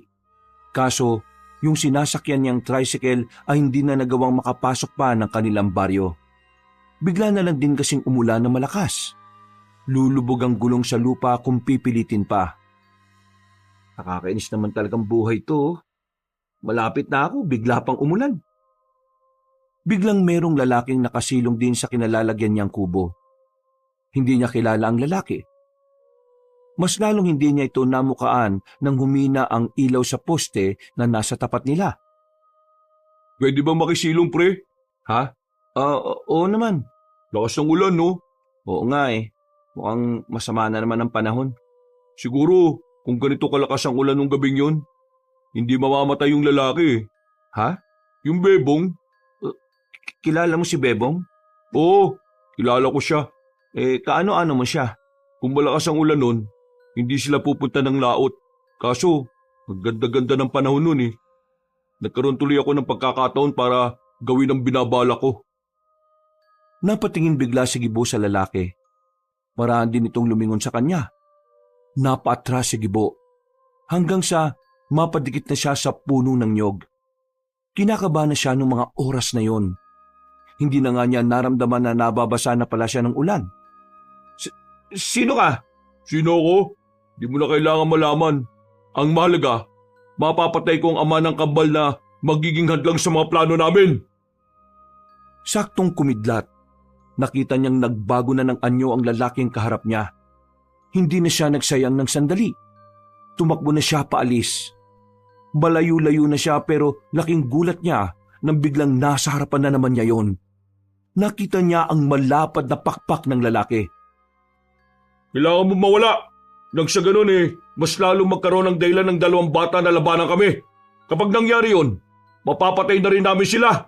Huwag kang lalapit! Lumingon-lingon si Gibo sa paligid. Wala siyang mahinga ng tulong. Sa mga pagkakataong ito, sa isip-isip niya, marahil yun na ang huling sandali ng kanyang buhay.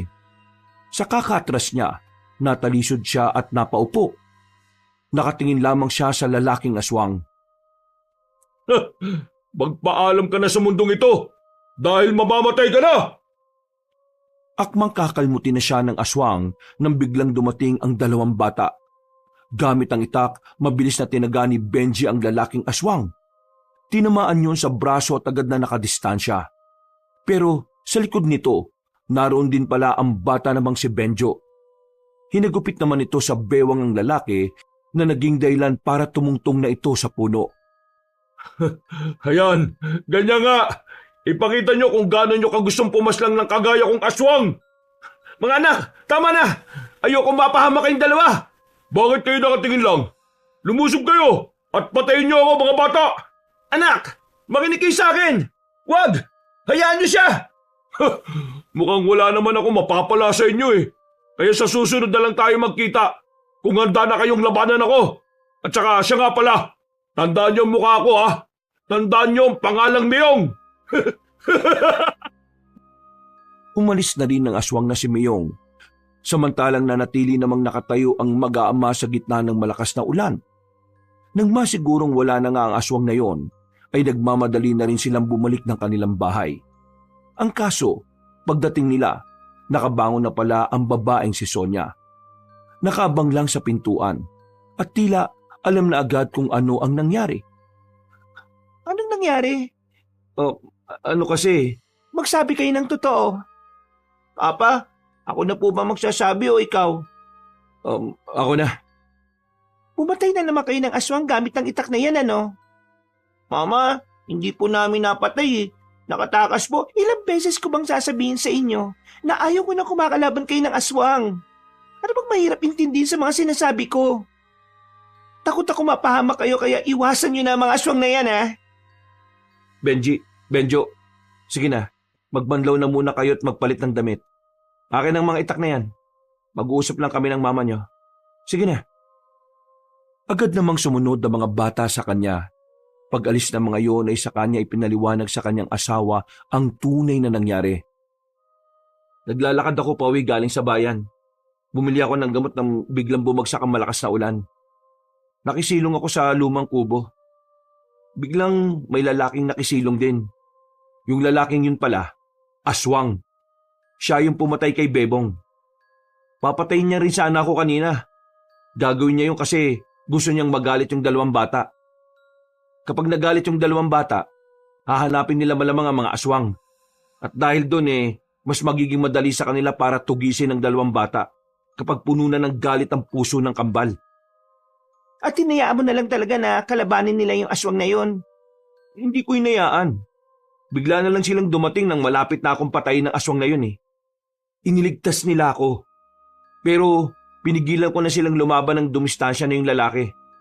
Kung hindi dumating yung mga anak natin, siguradong wala na ako ngayon. Pasensya na. Naging emosyonal ako. Alam mo naman na masama ang pakiramdam ko, di ba? Tapos paggising ko, wala kayong tatlo rito. Malalaman ko, ganun pa nangyari. Pasensya ka na rin, mahal, at nangyari ito. Pero huwag ka na magalit sa dalawang bata, ha? Ginawa lang nila yung para iligtas ako. Pero mahal, nag-aalala ako para sa kanilang dalawa. Paano kung pag-initan sila ng mga aswang? Hinawakan ni Gibo ang kamay ng kanyang asawa. Tiningnan nito ang babae sa mga mata. Mahal, tingin ko, kailangan na lang natin tanggapin na yun talaga ang kapalaran ng dalawang bata. Ano? Teka, seryoso ka ba sa mga sinasabi mo? Gusto mong pabayaan natin sa pakikipaglaban ng dalawang bata sa mga aswang? Sonia, ang plano talaga ng mga aswang paslangin ng mga kambal, Sonia. Dahil si Benji at Benju lang ang hadlang sa mga gusto nilang mangyari sa probinsyang ito. Kaya sa halip pigilan natin sila, bakit hindi natin sila hayaang protekta ng kanilang mga sarili? Mahal, magpakatotoo na tayo. Ikaw at ako. Kahit kasama pa si paring Alfred. Hindi natin sila kayang protektahan laban sa mga aswang. Tao lang tayo Aswang ang mga yon. Ang tanging makakapagprotekta lang sa kanila ay sila mismo. Dahil pinanganak sila na likas ang pagiging malakas at mabilis. At pinanganak sila para tapatan talaga ang mga aswang. Hindi ako makapaniwala na sa iyo pa nanggagaling ang mga salitang ito. Ang akala ko, naiintindihan mo ko. Pero mukhang hindi pala. Ako ang hindi mo naiintindihan, mahal Sinasabi ko lang naman na kahit na anong iwas ng dalawang bata, hahabulin at hahabulin sila. Anong gusto mo? Mamatay sila nang hindi lumalaban? Kahit na may kakayahan naman silang labanan ng mga yon? Isipin mo namang maigi, Sonia. Napasandal na lamang sa dingding ang babae. Tila lalong sumama ang pakiramdam nito ng mga sandaling yon. Hinawakan naman ni Gibo ang asawa sa magkabilang balikat. Sonia, mahal, kailangan natin magtiwala sa dalawang anak natin. Kailangan nating maniwala na kaya nila. Kasi kung hindi, saan sila kukuha ng lakas ng loob para protektahan ang mga sarili nila? Gibo, natatakot ako Natatakot ako na baka kung ano mangyari sa kanila. Paano kung mapahamak sila? Anong gagawin natin? Alam mong matagal ko nang pinangarap na magkaroon ng anak. Kaya nga tayo nandito para gabayan sila, di ba? Hindi sila mapapahamak kung mararamdaman nila ang suporta natin. Sonia, darating ang araw na kailangan nating tanggapin na sila mismo ang pipili na kapalaran nila. Dahil wala pa sila sa atin, nakaukit na ang dapat nilang gawin sa mundong ito. Kung papayagan ko ang dalawa na kalabanin ng mga aswang, anong una nating gagawin? Malalaman natin yan sa kanila. Sila ang mas nakakaalam kung ano ang dapat gawin sa mga aswang na yun Sonia, kailangan natin pagkatiwalaan ng dalawang mga bata. Nakita mo naman kung gaano sila kagaling, di ba? Higit sa 5 ang napatay nilang aswang nang sila lang. Tumango-tango na lamang si Sonia. Matapos ang pag-uusap na yon, dinala ni Gibo ang babae sa loob at pinainom na rin ng gamot. Habang ang dalawang bata naman, katatapos lang ding maligo. Nang maging maayos ng bahagya ang pakiramdam ni Sonia, kinausap nila ang dalawang bata. Makakaharap sila sa lamesa. Benji, Benjo, napag-usapan namin ng nanay nyo na papayagan na namin kayong kalabanin ng mga aswang. Talaga po? Pero may mga kondisyon. Po? Ano pong kondisyon? Hindi kayo aalis ng bahay nang hindi ako kasama. Ibig sabihin, kung sakaling may kakalabanin kayong mga aswang, dapat nandun din ako para mabantayan ko kayo. Pangalawa, lahat ng naiisip nyo, lahat ng gusto nyong gawin, sasabihin o ipapaalam nyo muna sa amin ng mama nyo, ha? Pangatlo, walang dapat makakaalam kung anong ginagawa nyo. At pang-apat, kailangan hindi tayo mapapahamak kahit na nakikipaglaban tayo sa mga aswang. Naintindihan nyo ba? Naintindihan po namin, pa. Pero bakit po biglang nagbago ang isipan nyo? Napagtanto lang namin ng nanay nyo na kung pipigilan namin kayo, mas lalong mapapahama kayo. Kaya mas maganda nang hayaan na namin kayo para mas maprotektahan yung mga sarili ninyo. Ay, pa, may sinasabi po si Benjo. Ano yan, anak? Ang sabi niya, kapag nagsimula na raw ang pakikipaglaban namin sa mga aswang, mas maganda raw pong nasa ligtas po kayong lugar ni Mama. Ang mga aswang daw po kasi traitor eh. Kung sino ang alam nilang hindi makakalaban sa kanila, yun po ang punteriya nila. Ha? Ligtas na lugar? Saan naman ako hahanap ng ibang lugar? May alam ako! Napatingin sila sa bandang bintana at nakita nila roon si Alfred na nakapayong. Pambira ka naman, pre, oh. Bakit nandiyan ka? Halika, pumasok ka dito. Pasensya na kung pa lang ako ha. Pero meron akong alam na lugar na kung saan ligtas ka ron, Sonia. Pinapalis niyo ba talaga ako sa bahay na to? Mahal, hindi naman sa ganun. Sa ngayon kasi, hindi ka namin mababantayan palagi sa oras na simulan na namin ang operasyon na sinasabi ng kambal. Ikaw ang uunahin ng mga aswang. Kaya, kailangan mong pumunta sa lugar na kung saan hindi ka nila roon malalapitan.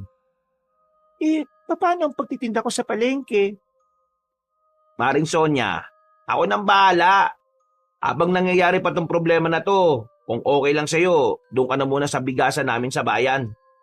Doon ka na rin titira. Kasi, likuran nun, bahay ko rin eh. Pero huwag ka mag-alala ha. Puro babae naman na makakasama mo ron. Mga tiyahin ko na puro sundalo. Kaya, kaya ka nilang protektahan doon sakali pumasyal yung mga aswang. Nag-aalala ko eh. Parang hindi ko kayang malayo sa inyo. Lalong-lalo na sa kambal natin. Mahal, kailangan mong kayanin. Kapag natapos naman itong problema na ito babalik rin naman sa dati yung lahat Mama, huwag ka po mag-alala. Gagawin po namin ang lahat para hindi po kami mapahamak. O sige, pumapayag na ako. Basta kapag may oras kayo, puntahan niyo ko ron ha. Kahit na makita ko lang kayo saglit, masaya na ako. O pre, ang problema lang nagtataka lang ako. Bakit ba sa inyo galit na galit ang mga aswang? Hindi naman kayo yung kumuha ng itim na kahon na sinasabi ni Aling Fee. Kasi po, nasa amin po yun. Ha? Anong sinabi mo, Benji? Yung hinahanap po ng mga aswang, nasa amin po. Bakit nasa inyo? Alam niyo bang mas lalo tayo malalagay sa peligro dahil doon? Yung sabi po ni Benjo, kung mapupunta to sa mga aswang, magagamit daw po nila ito laban sa aming dalawa Bakit? Para saan ba yung itim na kahon na yun? Nasa lupo ng kahon yung balat ng sinaunang aswang. Hindi namin alam kung ano ang gagawin nila dun Pero nararamdaman namin yun na magagamit nila yun para mas lalo silang maging malakas.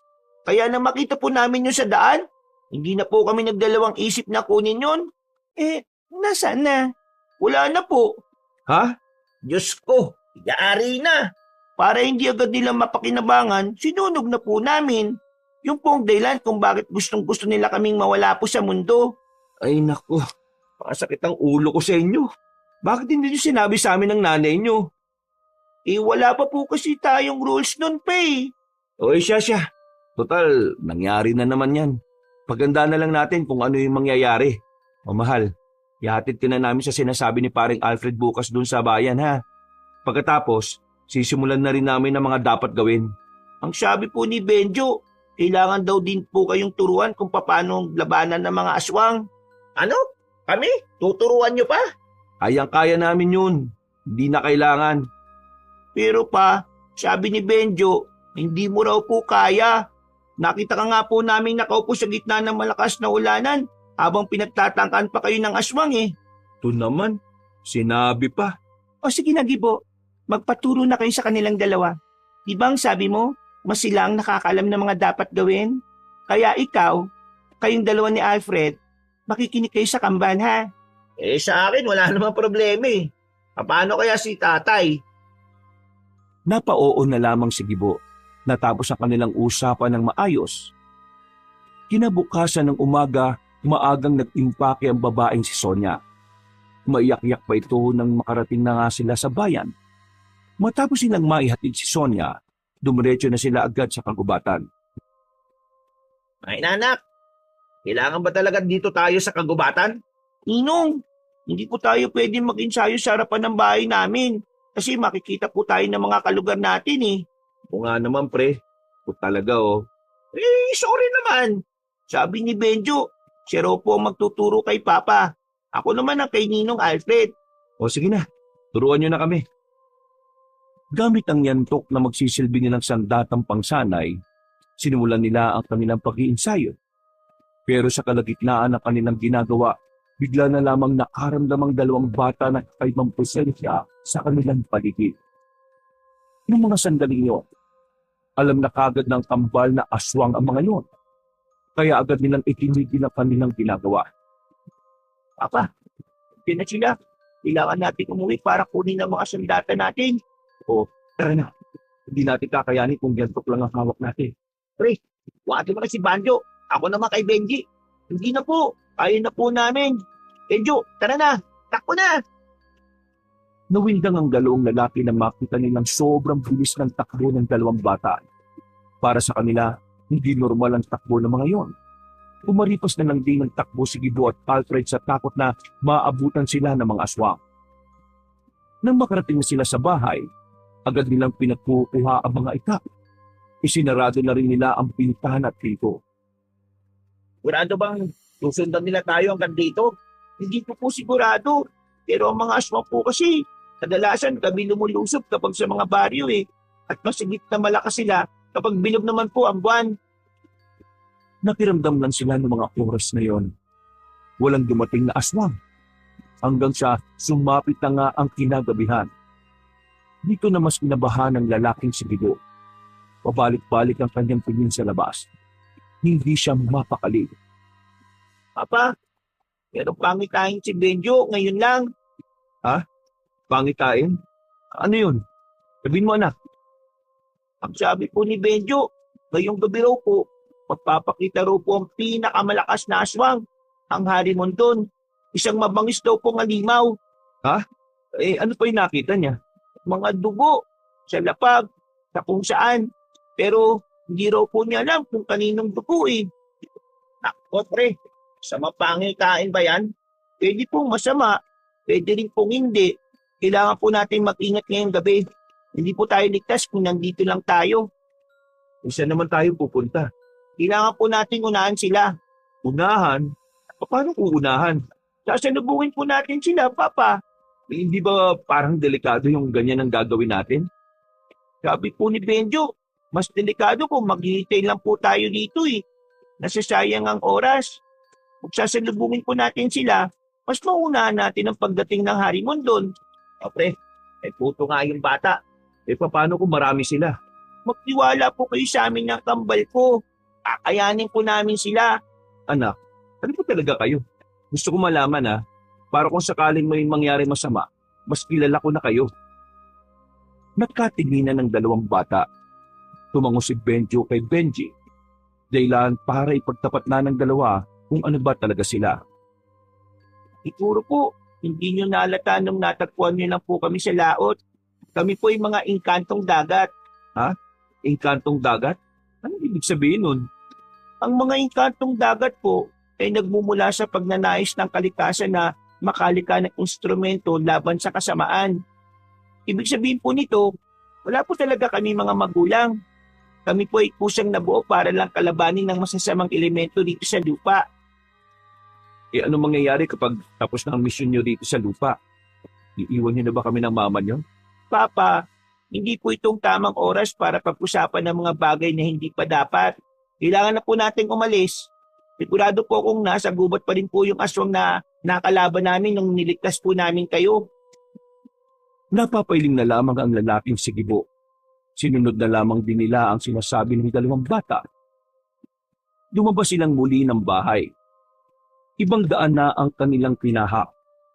Ang batang si Benjo lamang ang nagtuturo kung saan ang mas ligtas at kung saan sila nakakaatake ng hindi nararamdaman ng mga aswang. Nang makarating na sila ng kagubatan, nagtago sila sa tabing taniman ng gabi. Hinintay nila ang paglitaw ng mga aswang. At ilang sandali nga lang, narinig na nila ang tinig ng lalaking si Miyong. Wala tayong titira sa kanila. Lahat papaslangin. Kahit yung nanay ng dalawang kambal na yun, ha? Hindi pa ako nakakaganti sa ginawa sa akin ng dalawang tubag na bata na yun. Sumenya sa kanila ang batang si Benji na parang itong isang commander sa gera. Tumango naman si Gibo at si Alfred. Nang dumana sa kanilang harapan ng mga aswang, nagmamadaling lumapit ang kambal. Pinagtatataga ng mga ito ang mga aswang na nasa likuran. Laking gulat naman ng aswang na si Miyong sa ginawa nilang paglitaw. Mga kalaban! Natatanangta ang mga aswang.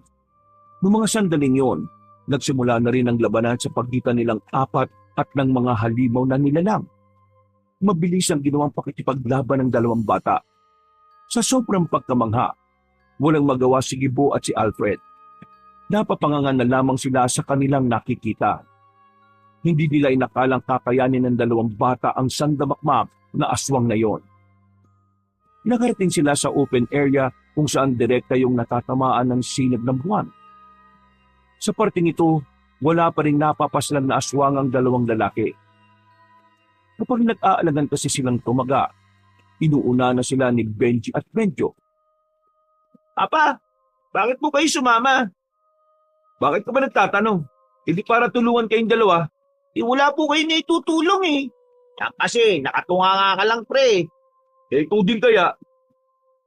Sandaling nanahimik ang mga aswang. Kahit ang aswang na si Miyong ay hindi na rin muna nagparamdam.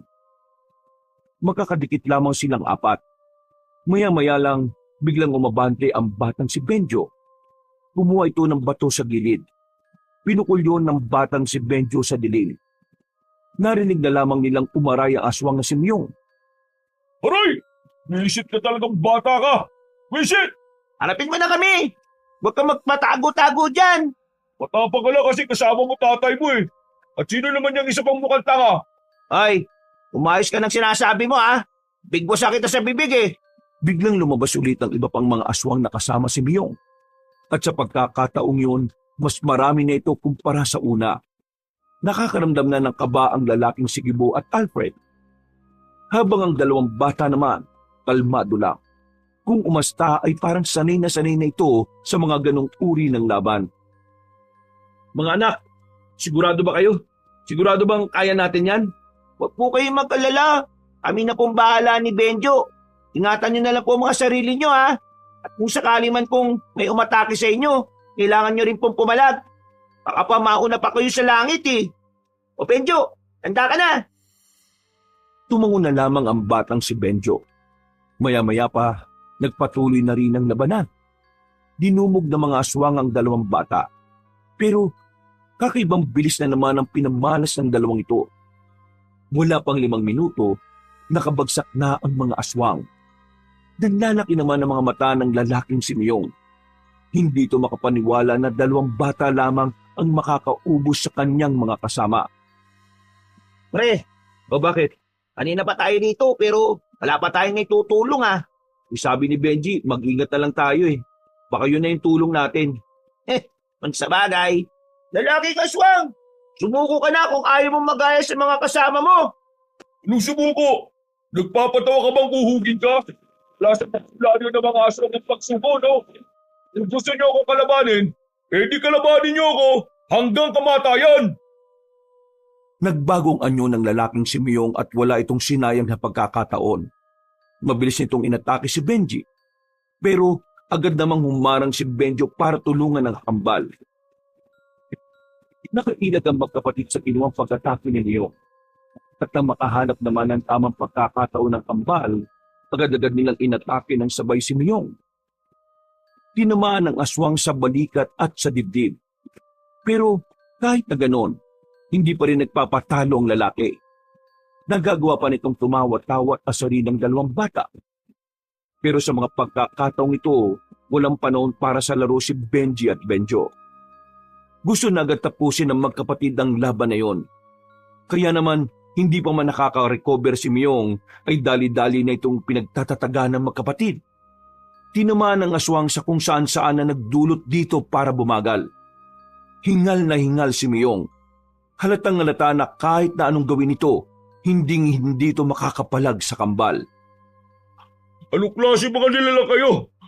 Hindi ako makapaniwala na mga musmus lang ang gagawa nito sa akin. Pero kahit na mapas lang niyo ako rito, alam ko na hindi kayo mananalo kay Magleo. Hindi kayo ubra sa Harimondon. Papa, Ninong Alfred, pwede po bang ipikit yung mga mata nyo? Ha? Bakit anak? Sundin niyo lang po ako. Agad na ipinikit ng dalawang lalaki ang kanilang mga mata. Maya-maya pa, narinig na lamang nilang dumaing ang aswang na si Miyong. Marahan silang dumilat. Bumungad sa kanilang umaagos na ang dugo ng lalaking aswang mula sa leeg nito. Wala na itong buhay. Hindi na rin gumagalaw. Papa, wala na po mga aswang na ito. Patay na po sila. Pre, natapos na rin yung laban. Wala pa rin tayong nagagawa. Mga anak, ayos lang ba kayo? Ayos lang naman po kami. Sabi ni Benjo, ngayong gabi, makakarap na rin po natin ng Harimondon. Kaya maganda po tayo Mas maganda siguro kung umanap na muna tayo ng ibang lugar na pwedeng pagpahingahan. Baka madamay ang mga tao kapag bumalik tayo sa atin Meron po kong alam na lugar na pwede natin puntahan. Agad silang naglakad paalis. Sa kalagitnaan ng gabi, nagtungo sila sa isang lumang kubo. Maayos ang kubo. Malinis din ang paligid nito at nakatabas pa ang mga damo. Benji, sigurado ka bang walang nakatira dito?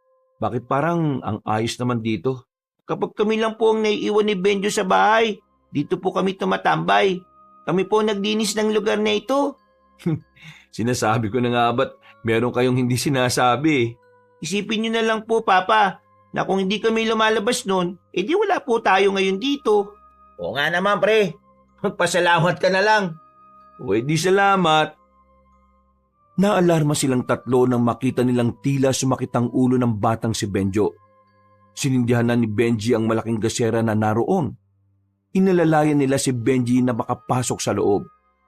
Anak, anong nangyayari sa'yo? Benji, anong sabi niya? Papa, may nakita na naman siya. Nakita niya ang Harimondon. Marami daw po itong sinaktan at pinatay. Ang sabi pa niya, mangyayari daw ang lahat ng yon kung hindi natin siya mapipigilan ngayon pa lang. Anak, gagawin natin ang lahat para matalo ang aswang na yon. Huwag kayong mag-alala. Tutulong na kaming dalawa ng Ninong Alfred nyo. Hindi po, Papa. Mas maganda po kung iiwas kayo. Mamamatay po kayong dalawa Hindi pwede. Mapapahama kayong dalawa. Pa, malakas ang Harimondon. Hindi nyo din po siya kakayanin kahit kalabanin nyo siya. Isa pa, mahirapan lang kami ni Benjo kung iintindihin pa namin kayo Are, tama si Benji. Sa ngayon, kailangan natin magtiwala sa kanila.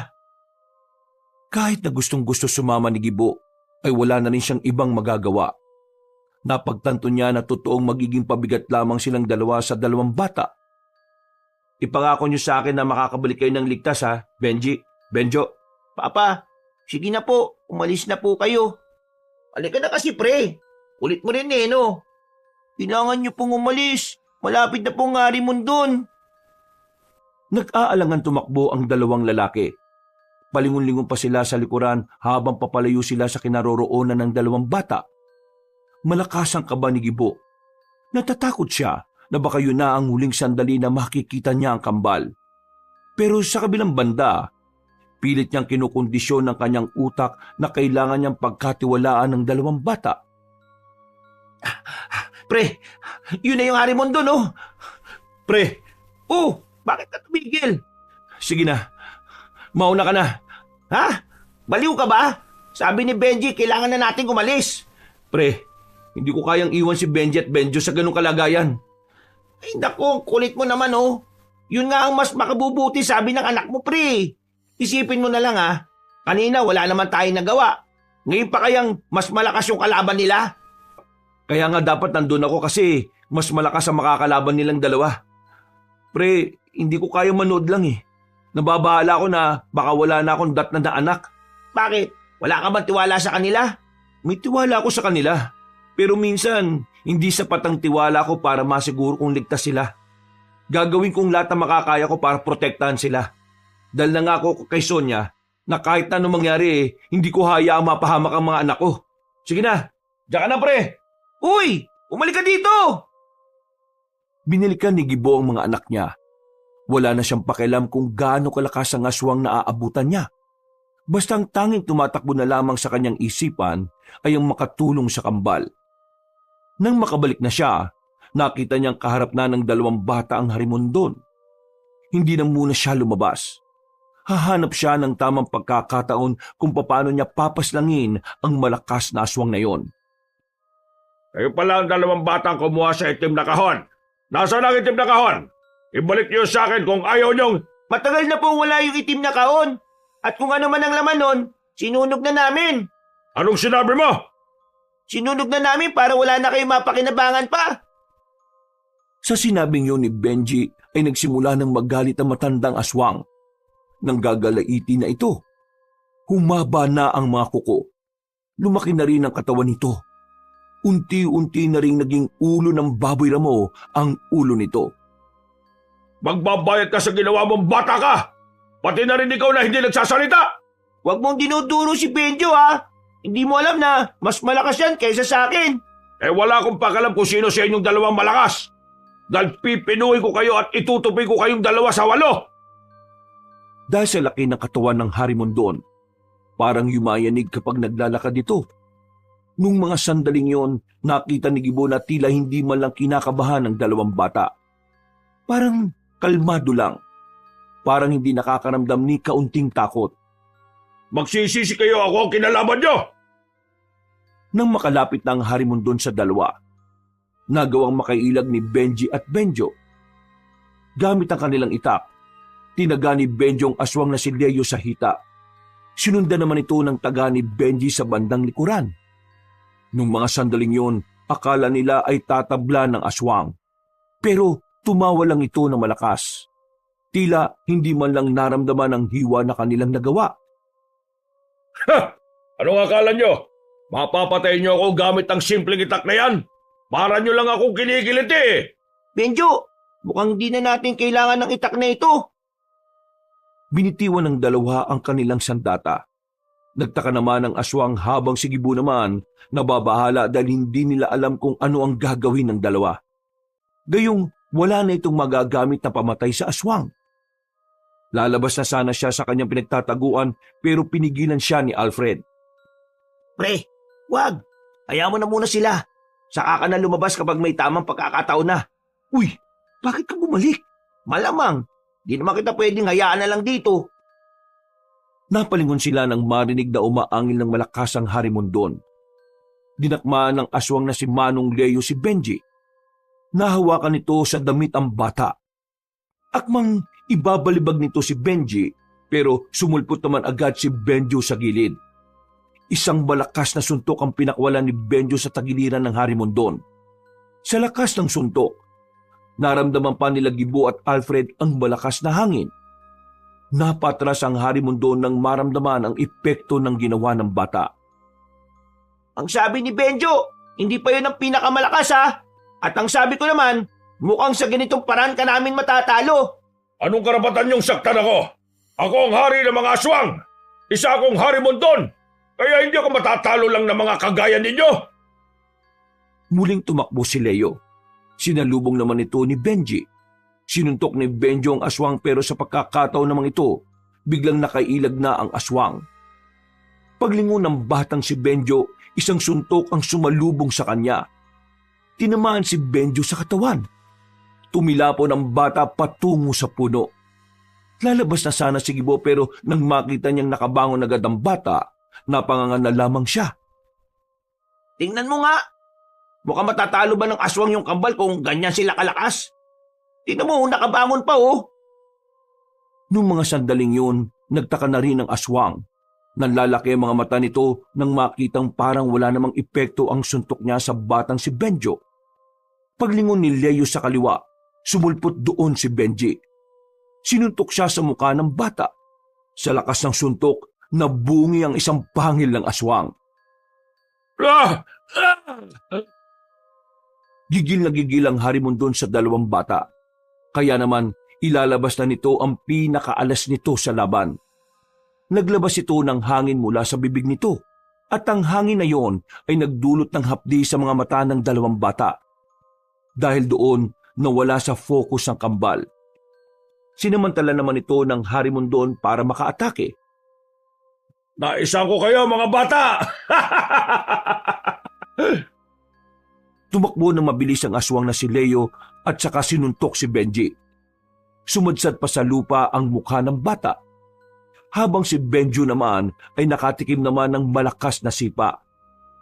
Tawa lang ng tawa ang aswang. Hindi pa ito nakontento. Sunod-sunod na suntok ang pinakawalan nito sa dalawang bata. Sa liit ng katawan ni Benjo at Benji, talagang naramdaman na ng kambal ang epekto ng suntok ni Leo. Sinasabi ko naman kasi sa inyo hindi nyo kakayanin ng isang kagaya ko. Mas mabilis kayong dalawa, pero mas mautak ako sa inyo. Masyado pa talaga kayong bata. Marami pa kayong kakainin bigas. Ngayon, katapusan nyo ng dalawa. Ako ang harapin mo! Hindi na nakatiis pa si Gibo. Lumabas na ito sa kanyang pinagtataguan. Ang tanging hawak niya lamang ay isang itak na kinakalawang pa. Kahit na nanginginig pa ang tuhod. At sino ka naman? Ako ang ama ng dalawang batang yan. Ako ang harapin mo. Sigurado ka ba sa sinasabi mo? Sa itsura mong yan, parang wala ka namang magagawa. Tingnan mo nga yung tuhod mo. Nanginginig. Nanginginig ang tuhod ko sa sobrang galit sa mukha mo. Marami ka pang daldal. Sige, uunahin na kita. Tumakbo ang Harimondon patungo kay Gibo. Nang malapit na ito sa kanya, kumuha siya ng lupa at saka isinaboy sa mukha nito. Dahil doon ay napuwing ang Harimondon at nawala ito sa wisyo. Hindi na nagsayang pa ng pagkakataon si Gibo. Agad na niyang itinarak ang hawak na itak sa dibdib nito. Paghugot niya, kita niyang gigewang-gewang na ang aswang na yon. Benji! Benjo! Tinatablan siya ng itak! Ngayon na! Kahit malabo pa ang paningin ng dalawang bata, mabilis nilang kinuha ang itak na nasa lapag. Dali-dali nilang nilapitan ng Harimondon. Itinarak din nila ang itak sa dibdib nito. Makailang ulit nilang ginawa yon. Hindi pa nila ito tinigilan hanggat hindi sumusuka ng dugo ang aswang. Dumistansya si Leo. Sa isang iglap lang, tila nakakaramdam na rin ito ng panghihina. O ano? Katapusan mo ng aswang ka? Ako? Matatalo ninyo! Hindi ako papayag! Tumakbo ang lalaking aswang patungo sa kanilang tatlo, pero sabay na tumalo ng mataas ang dalawang bata. Pagbagsak ng mga ito, itinarak nila ulit ang hawak-hawak na itak sa dibdib ni Leo. Sa puntong yon, tuluyan na ngang napaluhod ang Harimondon. Sumuka ulit ito ng maraming dugo, hanggang sa tuluyan na nga itong nalagutan ng hininga. Ayos! Ang gagaling niyo talaga! Ang galing ng mag-aama! Papa, sabi ko kanina, umalis na kayo eh. Anak, hindi ko kayang iwan kayo, kaya bumalik ako. Huwag mo na nga akong sermonan. Hindi natin matatalo ang aswang na to kung di natin nalaman na sa dibdib siya dapat saksakin. Sabi ni Benjo, si Ninong Alfred nanood lang. Oo, sinunod ko lang naman ang sinabi niyo ah. Walang sisiyan ah. Ngayong napas lang na natin ang aswang na ito, ano nang susunod na gagawin natin? Kailangan na lang po nating sunugin ang katawan niya para siguradong hindi na po siya mabubuhay. Naganap sila ng mga tuyong dahon at saka sinilaban nila ang katawan ng Harimondon kasama pa ng iba pang mga aswang na napas lang din nila. Habang pinagmamasdan nilang nasusunog ang mga bangkay, hindi na napigilan ni Gibo na tanungin ng dalawang bata. Benjo, iiwan niyo na ba kami ng mama niyo? Alam po namin na binabagabag po kayo ng bagay na yan, pero para mawala na po mga iniisip niyong ganyan, ang sagot po sa tanong niyo ay hindi. Ha? Anong hindi? Hindi po namin kayo iiwan. Paano mo naman nasabi? Hindi ba kayo babalik sa dagat? Ang kondisyon ng diwatang lumikha sa amin, kasama ng kalikasan ng katubigan, sa oras na matalo namin ang kasamaan, maaari na kaming makapamuhay ng normal. Maari na raw po kaming makaramdam ng isang pamilya. Talaga? Ang ibig sabihin, hindi na kayo aalis? Magiging anak na talaga namin kayo? Yun po yung uling sinabi sa amin ng diwatang tubig. Sa sobrang tuwa, niyakap na ni Gibo ang kambal. Matapos yon, pinunta na rin nila si Sonia sa bayan. Kinaumagahan lang, bumalik na rin sila sa kanilang baryo. Mabuti naman at ligtas kayong lahat. Hindi ako makatulog ng maayos kakaisip sa inyo eh. Ay nako, kung nakita mo lang kung gaano kagagaling itong mga anak natin, baka maging proud ka talaga. He, tumigil ka.